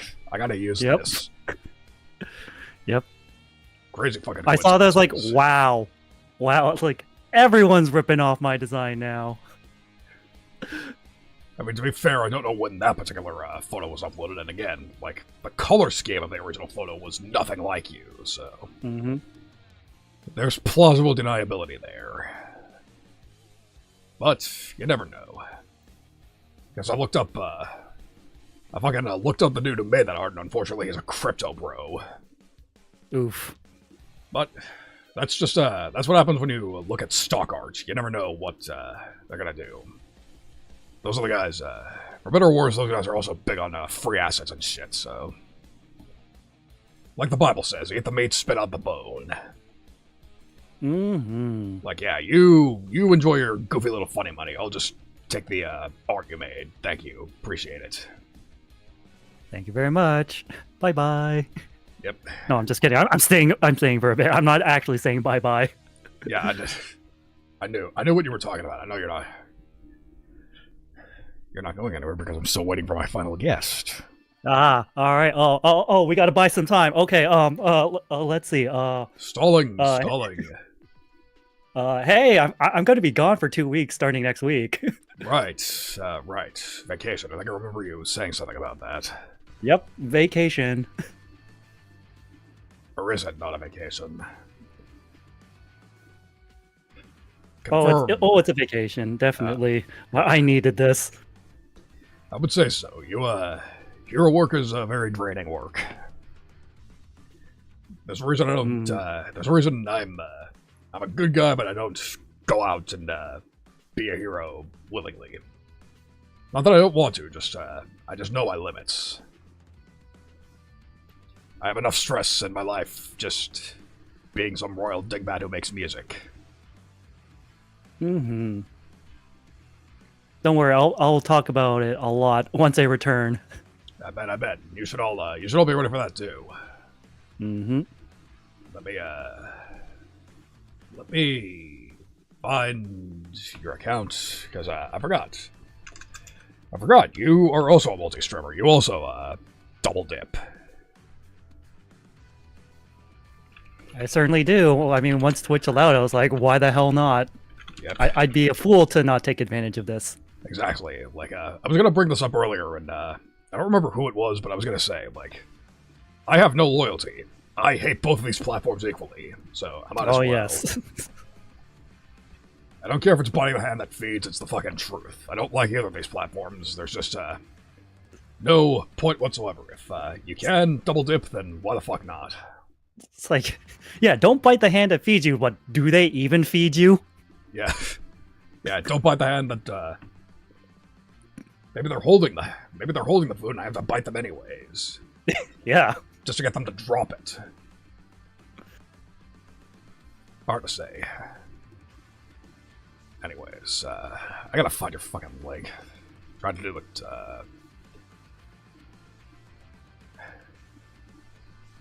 I was trying to do it, the nice way, but, I was trying to look at my history and it wasn't there. Inconvenient. I mean... Why can't things just fucking work? I mean, if you can... I'm pretty sure you can just click on my name and then it'll just pop up and, like, give you a link. Yeah, about that. So, here's a little update for you. Your, Twitter bio link is outdated. It still has your old Twitch name on it. Really? I was told about that a couple of weeks ago. I was certain that I changed it. Well, either it changed back of its own volition, or else you forgot to change it, but either way. So first up, if I can find the right window. So first, there is my brother's Twitch link. Hooray! It's me, And Thunderbird VT. And if you prefer YouTube, let me find that link somehow, some way. Big fucking if. Unless my dear hero of a brother would like to help me out again. I'm on it. Yes, I'm such a fucking pain in the ass. I require all the help. I can't do things on my own. Only a hero can save me. Wait, that one didn't work. Okay, what the... I thought putting the at would do it, but nope. Gotta give that stupid jumbled mess of a link. Amazing. Incredible. YouTube is a perfectly functioning website. Sarcasm. And then, I mean, you said like Twitch is any better, but... Twitch is also a perfectly functioning service. Also sarcasm. Because like you, I have no loyalty for either.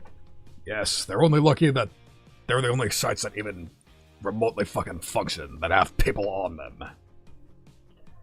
It's like fucking, it's like wild buffalo going to the same watering hole knowing it's infested with crocodiles because it's all they know. They don't care if they're gonna get eaten. Their friends are here.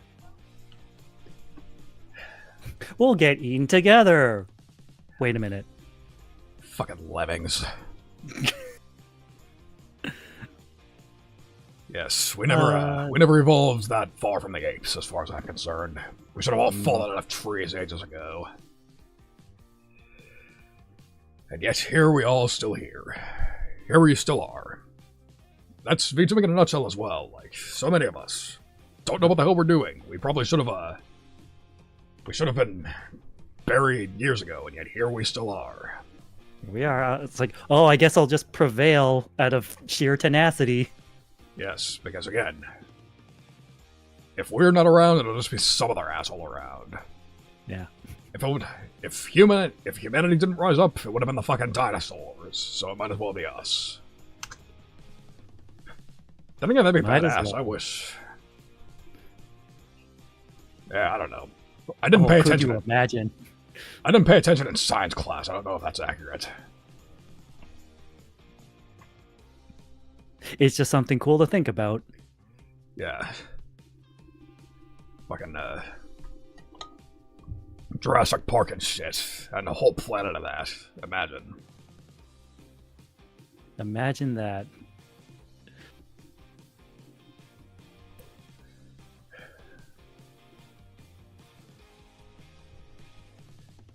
Imagine. Yeah. So I don't know about you, but I'm sort of running out of steam here, Mr. Hero. I mean, we still got to buy time for your next guest, right?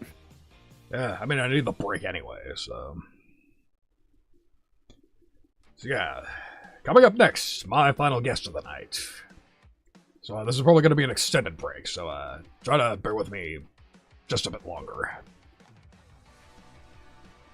I mean, this will probably be a good time to run a Twitch ad break, if anything. That's true. So yes, squeeze whatever money you can out of Twitch. Yes, exactly. So thank you, Brother Zack, for coming on, of course. Yep. Always a pleasure to come on and talk to you. Yep. And once again, happy 3-year anniversary, Cliff. Thank you, thank you. You'll be on this channel again soon enough. I always look for excuses to bring you and the rest of the family on. And I'm always ready to jump at that excuse. Fantastic. So, time for an extended break. If you'll all excuse me for a bit, I'll be back momentarily with my next guest. So, say goodbye to Twitch chat, Mr. Hero. Well, YouTube chat too. Mostly streamer. Doy. Say goodbye, Twitch chat. Goodbye, YouTube chat. Goodbye, miscellaneous. Goodbye, VOD watchers. Shit, I forgot about those guys. Don't forget the VOD watchers. Bye. VOD gang, of course. So, I'll be seeing you all momentarily, although the VOD gang can skip to the next guest. But whatever the case. Thank you, Brother Zack, for coming on. I'll see you all either momentarily or in fucking 10 seconds. Bye-bye. Stand by. 1 moment.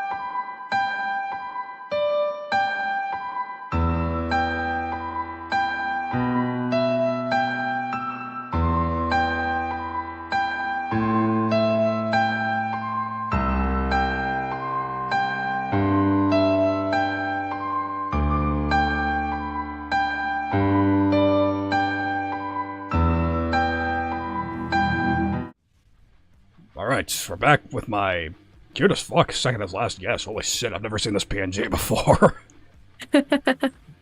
Hello. Hello. So yes, introduce yourself, please. I can't believe Cliff forgot about me, chat. I didn't forget about you. My last two guests are both fucking AP fucking ladies. I was having trouble getting contact with both of them because I am a terrible fucking host and shit scheduler. Sorry. So yes. I fell asleep. Yeah. Hello everybody. Hold on. I got a new STEM toy. I'm just gonna put that down. But hello. You can call me Arcanya. I meow sometimes. Yes, she meows. Let's just say there's a reason she's a cat. We'll say that much. Meow. Yeah. But yeah, hello. How much do you want me to introduce myself? As much as you want. The floor is yours. The entire point of this is for cool. you to talk about your experiences with me and your just whatever you want, I guess. Chad, I'm here. Chad, I'm here to tell you the truth. Cliff doesn't want you to know. He's stinky. I showered this morning. Well, not this morning, last night. I shower every other day. Every other day. You know that? I accept that same. Depression's a bitch. Well, less depression, more, it's more of a seasonal thing. It's winter here. It's cold as fuck. Getting wet in the middle of summer. Right, that's right. Dude, Southern hemisphere. Dude, bruh. It's like 23. Hold on. My weather app is updating. Yeah, it's like 23 degrees Celsius right now. It's warm day. It was 25 2 hours ago, so I'm just like I'm sweating my balls off, and I don't even have those. Yes, I bet. So for those of you who so let me see what that is in freedom units real quick. You said 20, right? 23. Yeah. So that's 73 Fahrenheit for those of us for the burgers. For the burgers of the stream. Of which I am one of them, in a sense. Again, I'm from a fantasy kingdom, but as far as Earth is concerned, I am based in America. But yeah, 73.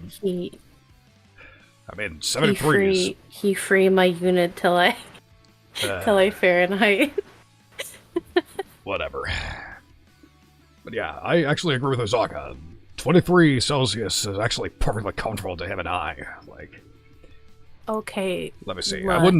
I wouldn't start calling it. I wouldn't start calling it sweat my balls off weather until like 32 Celsius. Okay, look, let me explain myself, okay? I live in a town that has 4 seasons in one day, and we've had nothing but cold weather for the last 3 months. And then we're supposed to be in summer, but we have like one day where it's piss cold and raining. And then suddenly we go from like 10 degrees to like 23 within the span of like one day. So like my body's not adjusted to like warm temperature at all. So it throws you off. Okay, so funny thing is that's actually completely relatable to me because that's literally the weather in my part of the world as well. Like there's a big in-joke about the weather in my area. Don't like the weather? Wait 5 minutes. Yeah. Like, I never thought I'd be able to I never thought I'd be able to relate to somebody weather-wise like that, but here I am. Bro, it's so bad. Like, I am from a place that's really warm, and we never really had a proper winter. Because even the in the height of like winter, it's still it's still warm. But yeah, no, my body's been adjusted. You live in a place for 5 years, and your body just goes, haha, fuck you. Yeah, No. about that. No. About that. I've been living in the same place for 25 years, and I still never adjusted. It just doesn't happen that way. Because the problem is I was born... says no. Yeah, because the problem is, like, I was born in a hot area, and then I moved to an area that is hot in the summer and balls cold in the winter. You were born Maybelline? Wow. With hair as luscious as yours, I would hope so. No, I had to work for that. But also, happy celebrations. Happy anniversary. Yes, it's Happy birthday. my birthday was. Stream birthday. I was about to say my birthday was months ago, but yes. But yeah, 3 years. I mean, I've known you for almost 3 years. Holy shit. Yeah, it's been about that. That's about that long. Ow. Pinched my hand. Klutzy cat. Yeah, that's me. Yeah. I always hate myself. Klutzy D's nuts cat. That's Bro, I haven't made a D's nuts joke in a while. Come on, you have to give me a little bit of credit. Just a teeny bit. See, the thing is, I could, but the thing is, you're on my channel, and when you come on my channel, that's nice one, Osaka. Osaka is so right. I should credit D's nuts. Without D's nuts, I would never have been here. Exactly, like, that's your big hits. Those are your, Oh. I see Disciple number 1 has thrown down the gauntlet, has she? Brilliant. Yeah, I need to... Yeah, save it for my next big party stream. We'll do a big party game stream like I always do, and we'll do something silly then. Fucking throw down the gauntlet. That's fantastic. Mm-hmm. I don't know when I'm going to do it, but I will. D's nuts? Is that what you're gonna do? Is that what I'm hearing? God. You set yourself up for that one, Cliffy. With your little Cliffy poo. I'm gonna disconnect you too. I did it to Duck, I can do it to you too. You love me.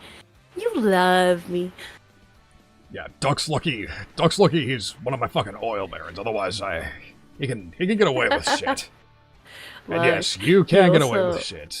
You can get away with shit because, indeed, you are cute. And unlike other people who've been on the stream, I can say that. Because you admit it, first of all. No, I have a question for you though. Like, what's your stream journey been like for the last 3 years? Because you've been having people on, just talking to people. I just wanted to ask you, like, how's your journey been? How do you feel about your journey for the last like 3 years? Well, to be honest, several times I've been sort of in my head about it. I've been like, am I really doing that well? Like, am I actually somebody? But then I realized I've been speaking to people for 3 hours. I've had people lining up at the door to fucking come talk to me. And it's like, maybe I am doing something right here. Maybe I have something resembling good connections. Maybe I do, maybe I'm not completely socially fucking inept. It's, food for thought. I don't know about that one entirely. Just a fourth. No, I'm kidding. Really? This No, I'm fucking kidding. Kusogaki cat. I think. Fucking Hey, brat. you asked me if I wanted to. You asked me if I wanted to come on here, and I said yeah, sure. Yeah. You signed yourself up for this. I take zero responsibility, my guy. I am here to antagonize my friend on his big day. Yeah, you and my other, you're the rest of my close friends. Yeah. No, I think you don't give yourself enough credit. Cause like with your music as well, your music's really cool. And Wow. It's been awesome seeing you lean into that. It's my best skill, Yeah. wouldn't I? Although, that is a bit of a whiplash. I'm here to bully you, now let me praise you. Drop of a fucking hat. Turning on a dime. Meow. Meow. This Meow, meow. bratty fucking cat. Hey, that's me. Look, I am the way that I am. I was gonna say multi-personality, but I was like, no, that's the wrong word to choose. I have many sides. I have many faces to the multiple sides. You know, that's not better, but I'm gonna go with it, because that's fine. Why not? Why not? Whatever works. I have to resist making multifaceted cat. No, multi faces to the multi sides. I stand by that. All right, I speak the words. I'm just gonna ask straight up. Are you sober right now? No, I'm in a lot of pain. You should have heard me half an hour ago. I might have taken drugs, you know? Okay, that makes sense. I'm sorry to hear you're in pain. No, it's okay. I haven't got used to it, but I've kind of just learned to live with it. I might have taken codeine earlier. Jesus. Well, I hope you're. This is fun. I hope it helps. I just hope it's helping. I don't like seeing my friends in pain. Yeah, that's valid. Me too. I hope I feel better too. I don't think it's gonna happen, but I hope so too. We can hold hands and wish upon a flower circle. Yeah, we can certainly do that. that should not be as funny as it is. God damn it! Fucking Box is trying to get me fucking killed. Damn it! What's so funny, Cliff? It was his quote. He's the one who said it. He's the one who said it. Fucking yell at the box. Yell at the box. This was his fault. The box made me laugh. He's just a chatter. No. He's just a chatter in your community. You're the streamer, Cliff. Congratulations, you have taken the crown of scariest person on stream. Me? Scary? I could never. Great. Yeah. My fucking gangsta-ass live-to-the sister was here as my first guest, and she didn't scare me as much as you. That's an accomplishment. Why are you fucking so scared? Pat yourself on the fucking back, lady. I don't know, did you do something to be scared? That's what you're implying? I don't know what I did. I just giggled at a stupid fucking comment. And suddenly you're all fucking yondering and shit. Look, it's extremely easy for me to rile you up, and I can't resist it. Something deep inside me just wants to bully you whenever I talk to you, so I contain it most of the time. For some reason, that seems to be the energy a lot of people have against me. People fucking love to embarrass me, and I don't get it. I'm a fucking manly motherfucker. No, I think I just answered my own question there. Yeah. It's your reactions, Cliff. They're so good. So responsive. This must be what Carmine was talking about Gatmo a second ago. Meow meow. So anyways, I think. What do you think? I think you'll be relieved once I'm gone. Yeah, you can't wait to get me off. Well, to put it politely, I do have one more guest who wants to come on, so, and you sound like you really need to go back to bed, if I'm being honest. Bro, I'm like this all the time. What do you mean? What do you mean, Cliff? I mean, I would like my friend to get peaceful rest and to not be in pain anymore. Are you calling me crazy? Crazy? Cause I was crazy once. They locked me in a room, Cliff. So, thank you for coming on stream, Ganya.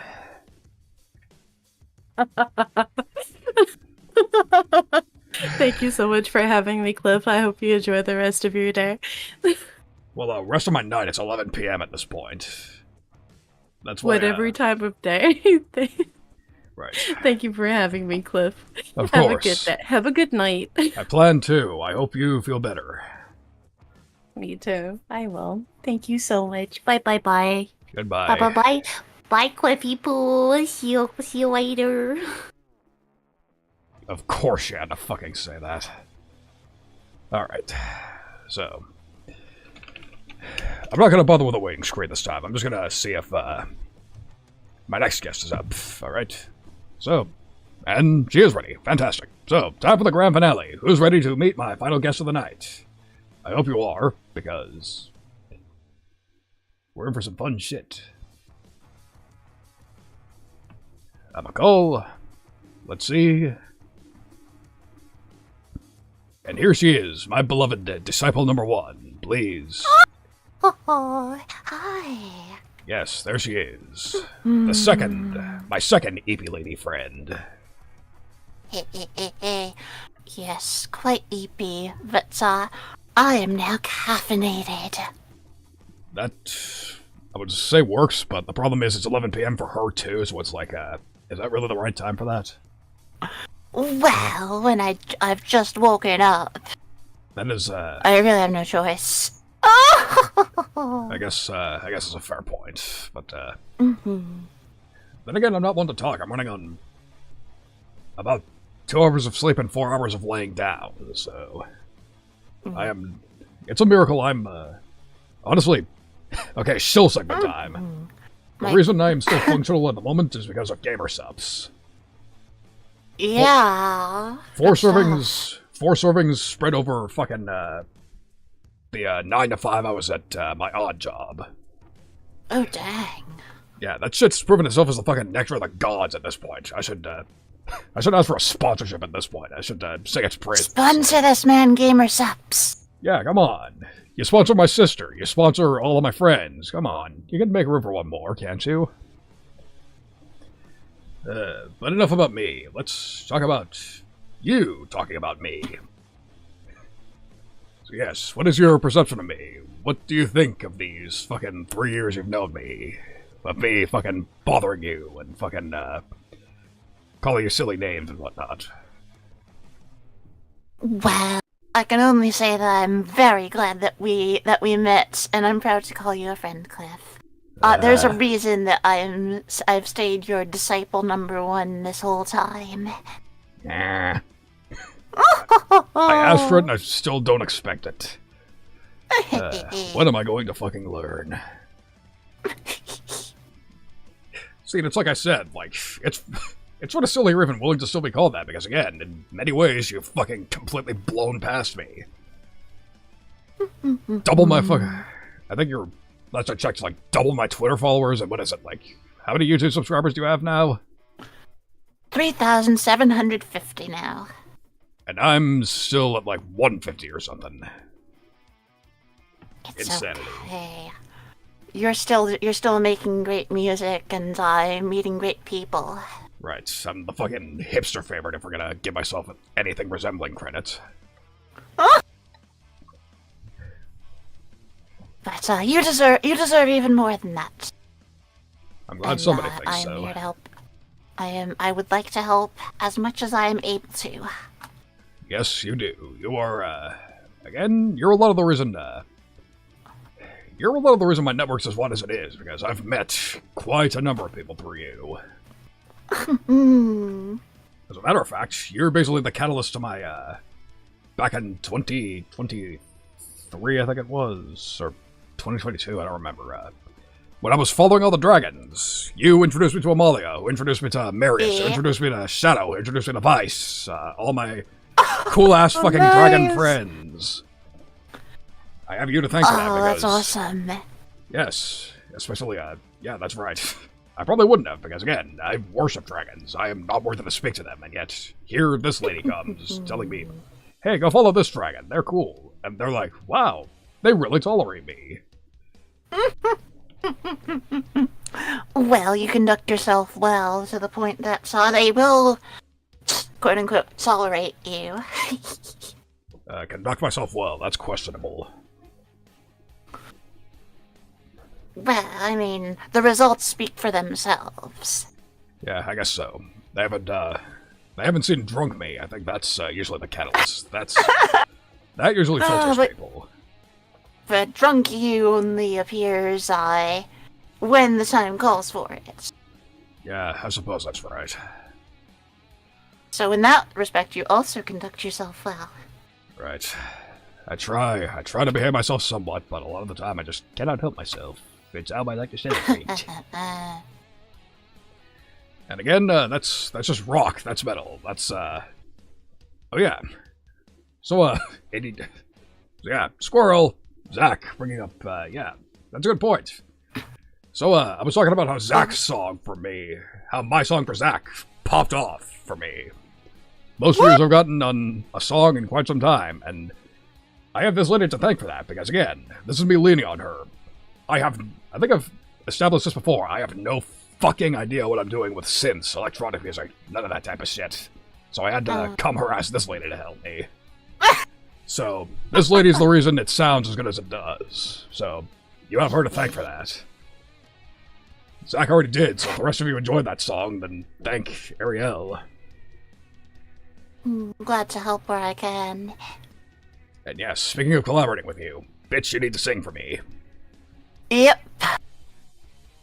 And I can say that here because there is no stupid mod bots who don't know context, who don't realize I'm just going around. I'm just having a joke with my friend. She knows. She knows she's not a bitch. She's a friendly lady. She's a classy lady. Wonderful. Yep.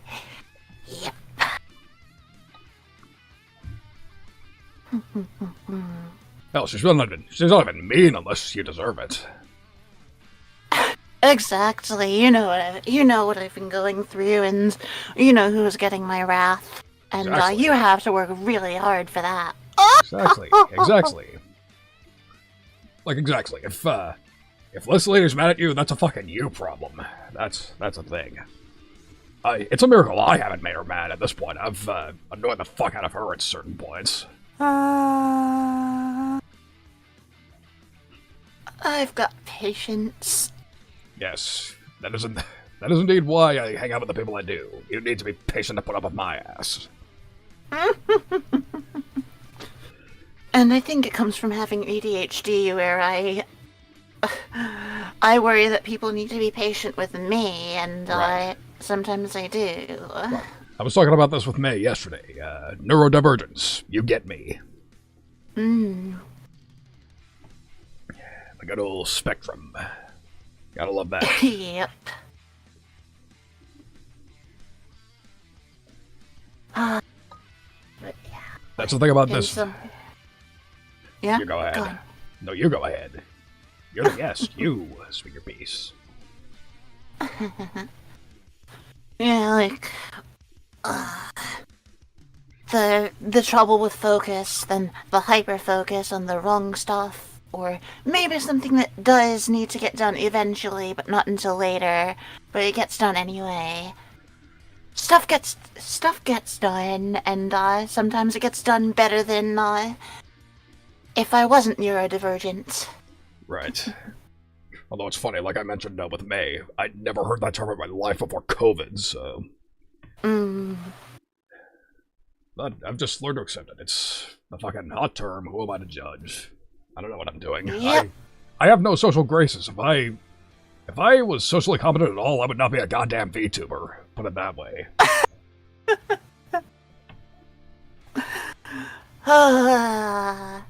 I wonder if that's why I ended up becoming a VTuber after not thinking I ever would.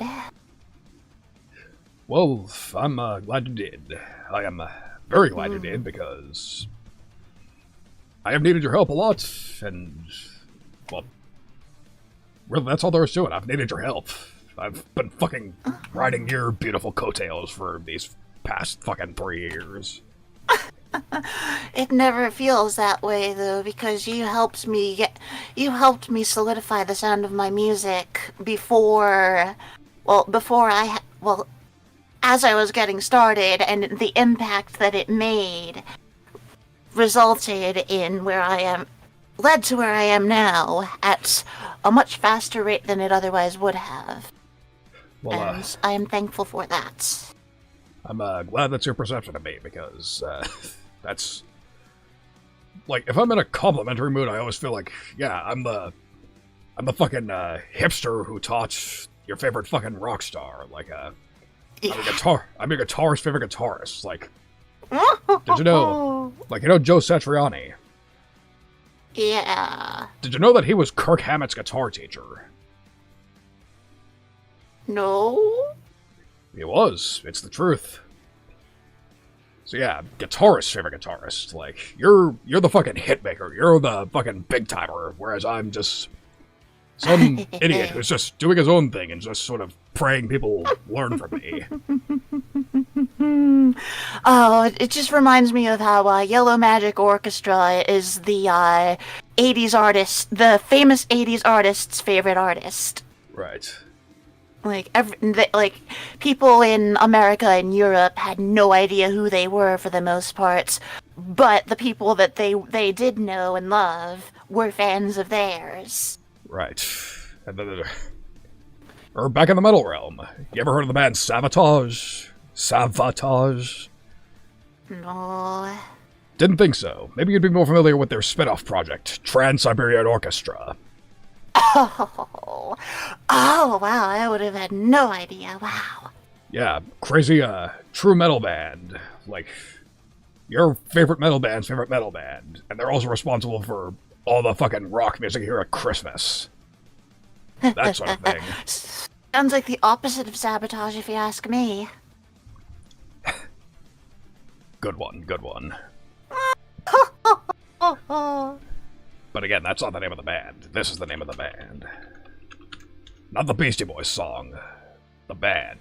Savatage. Like, savage sabotage, I would assume. Yeah, I wouldn't have known that.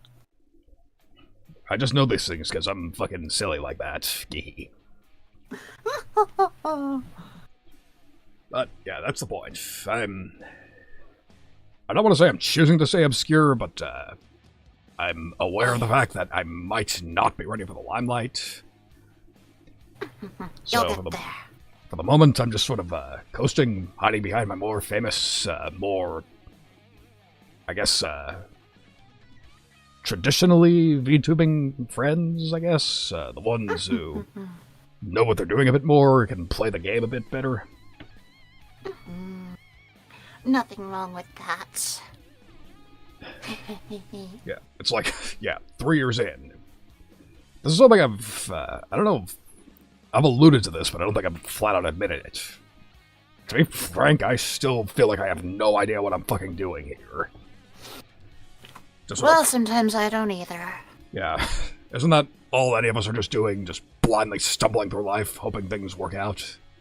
Yeah, that's what my song Trial by Fire is going to be about. It's taking a whole bunch of shots in the dark because you don't know what you're doing, but sometimes you get by, other times you're still wondering how other people are getting ahead, doing the same or doing less. Right. Just sort of spray and pray. Just Exactly. You miss every shot you don't take. Yep, that's why I keep shooting my shots. Unless, of course, it would be completely unwise to. Right. But again, I would say you're more like a sniper rifle. You know what you have some idea. You have goals. You have clear focus. Whereas I'm just sort of like on a good day, I'm a shotgun. Like, I have a bare focus, but it still spreads. And then other days, I'm a fucking Tommy submachine gun. No aim, just put it in its general direction and pray it hits. And it probably blows. How fitting, because I do like playing sniper rifles in most games.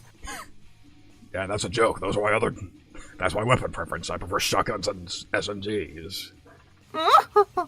I used to prefer assault rifles and stuff, and then I found out, wait a second, I'm actually having fun with sniper rifles, like Borderlands 2, then Star Wars Battlefront 2, the original, and then now recently Crisis. Like, I'm training since you get to customize your guns and add scopes to them. I'm making snipers out of assault rifles, and it's just busted. Right, of course. But if we can put a scope on it, we're sniping. Exactly. Whereas I just can't aim for shit. Like, sometimes I know what I'm doing, other times I'm just like, yeah, you know what, general direction, let's just fucking aim it over there and pray it fucking works out. Yeah. Like, again, back on the subject of the T-Bird com, that was me That was me just blindly submachine blind firing like in Grand Theft Auto 4. Just me hiding behind cover and just sort of rat-a-tat-tat, just praying that it hits the fucking whatever hood I'm trying to attack. Whereas my metal stuff, that's me taking the shotgun approach. Just I aim, I'm just gonna hope the spread doesn't spread too far.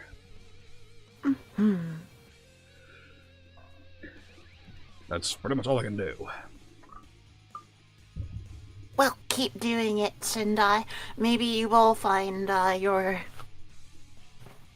Maybe you will find a way to have more precision with it, however that would manifest itself in your career.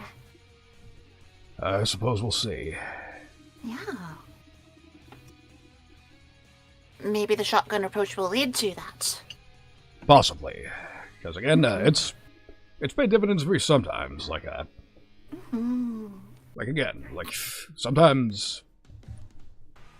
sometimes the fan songs I'm proudest of, they've done well. And other times I've had but then other times songs I've poured my heart and soul to don't really get the respect they deserve. I know that feeling too. Like, I can put my everything into a project, and then, like, even if the arrangement and production are good, I might get, like, 100 to 200 views on it. Right. But, yeah.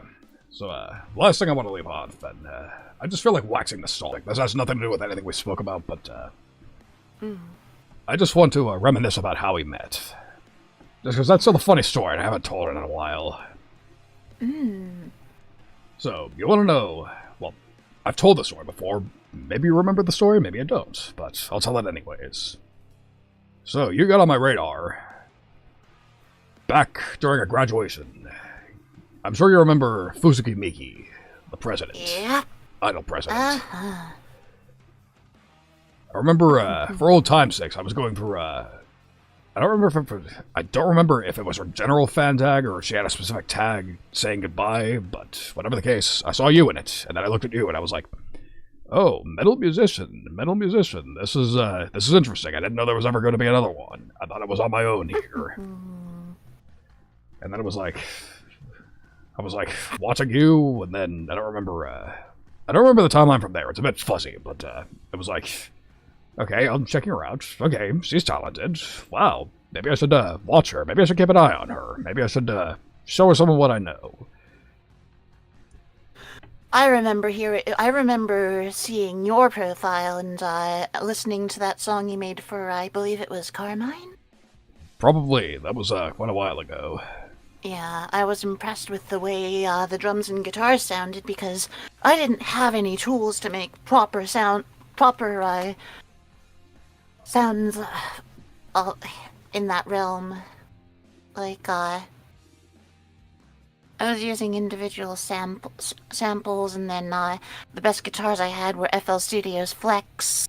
I mean, yes, some of those are still good, and especially the bass, I still use, and because it's amazing. But and again, like bass you can get away with. Bass you can get away with not using the top of the line, or getting away with it. Like I use Easy Bass, but I don't usually put that much effort into programming it. I don't have to. It's not supposed to be the center of attention. Yeah, like the other approach I would take was putting effects on a synthesizer that sounds like a very super sub-MIDI guitar sound, I would say, because it was FL Studio's Citrus synthesizer, so we're talking stuff from 2006 and before. Right. Yeah. And using the built-in guitar amp plugin, hardcore, and it's not necessarily designed for this stuff, but it sounded okay enough to get the point across that this is the kind of stuff I want to be making. Right.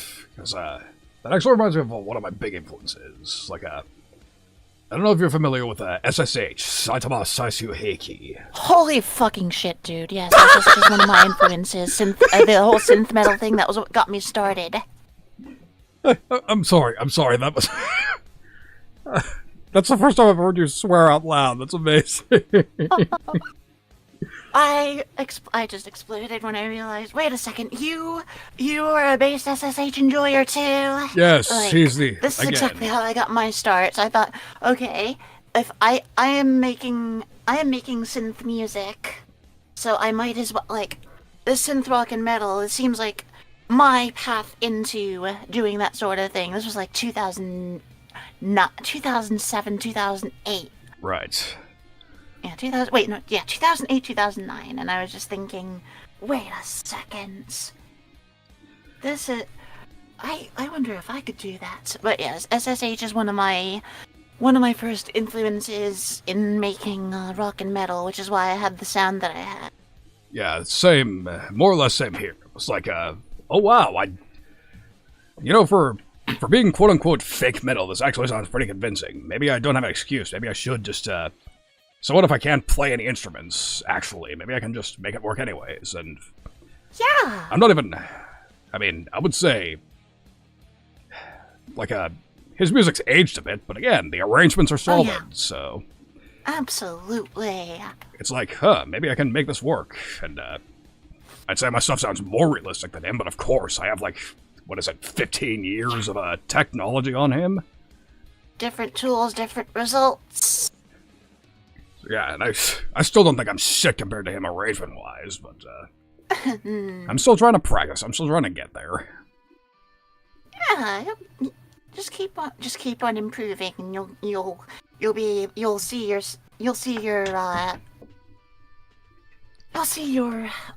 how your arrangements stack up.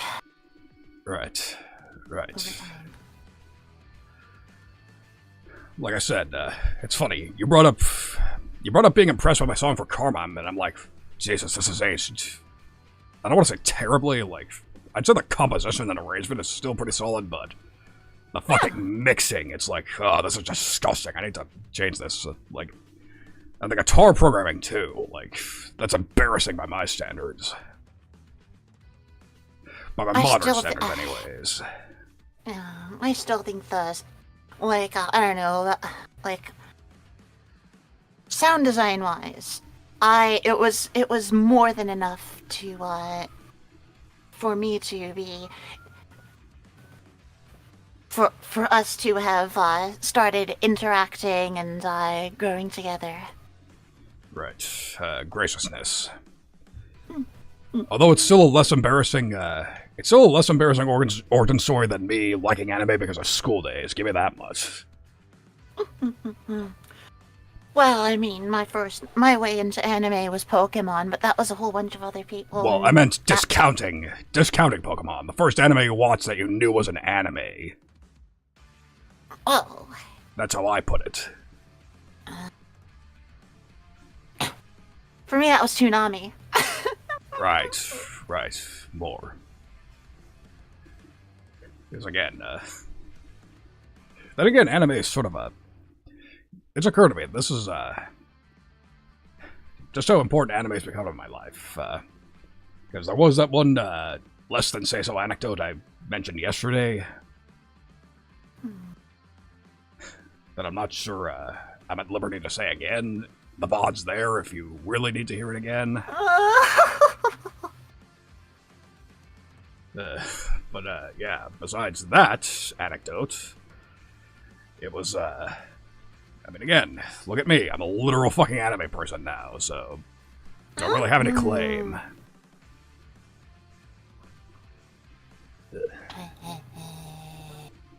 Anime person, then again, it doesn't really count, though, because my artist is not Japanese. My mom is Filipino.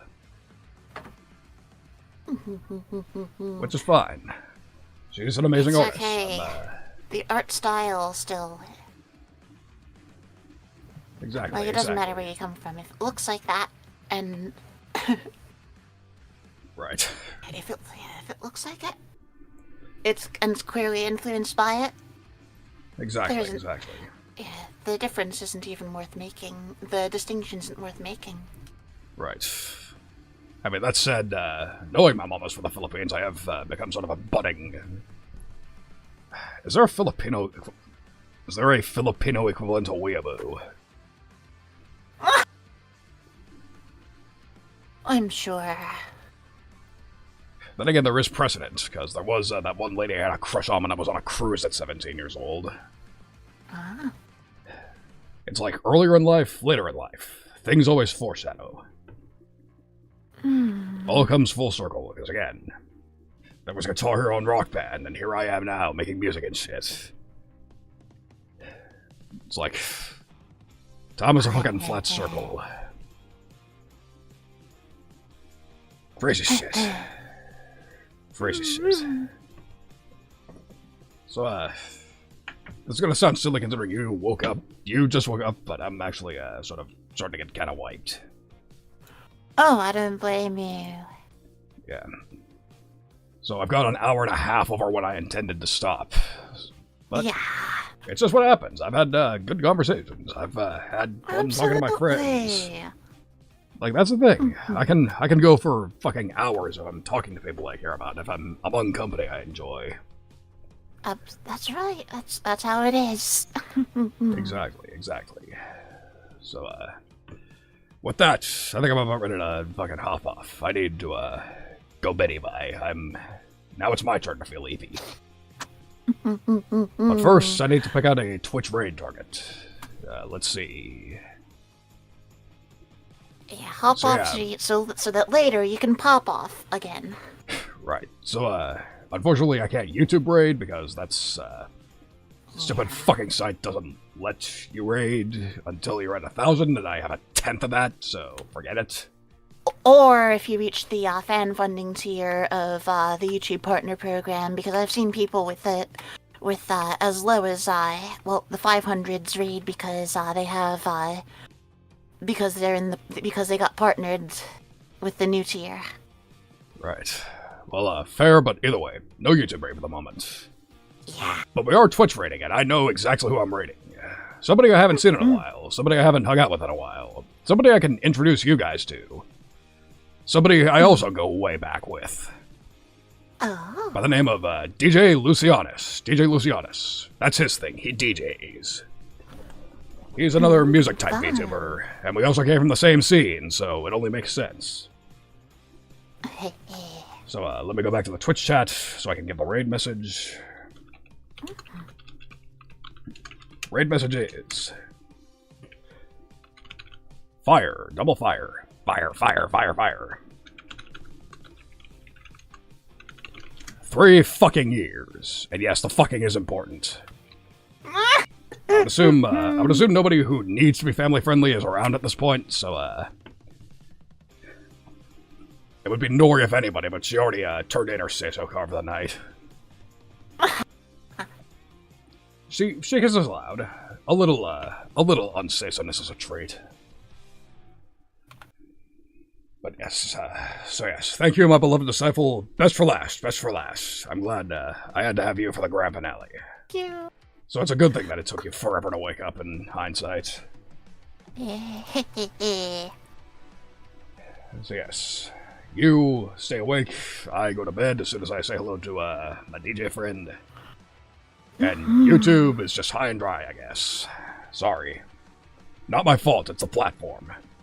Fuck both of these platforms, we've been over this. I don't like either of them.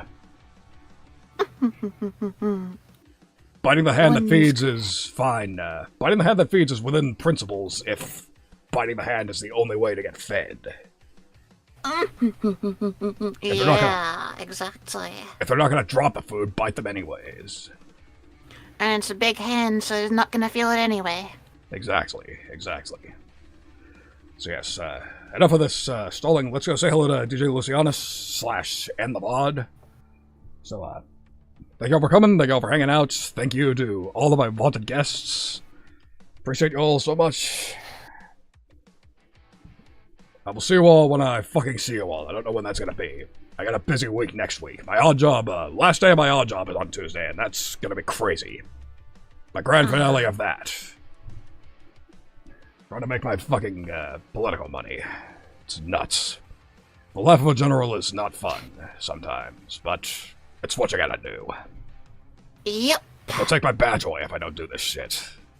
Not good. So at any rate, I'm fucking done in. So, good night. Good night. Good fucking night.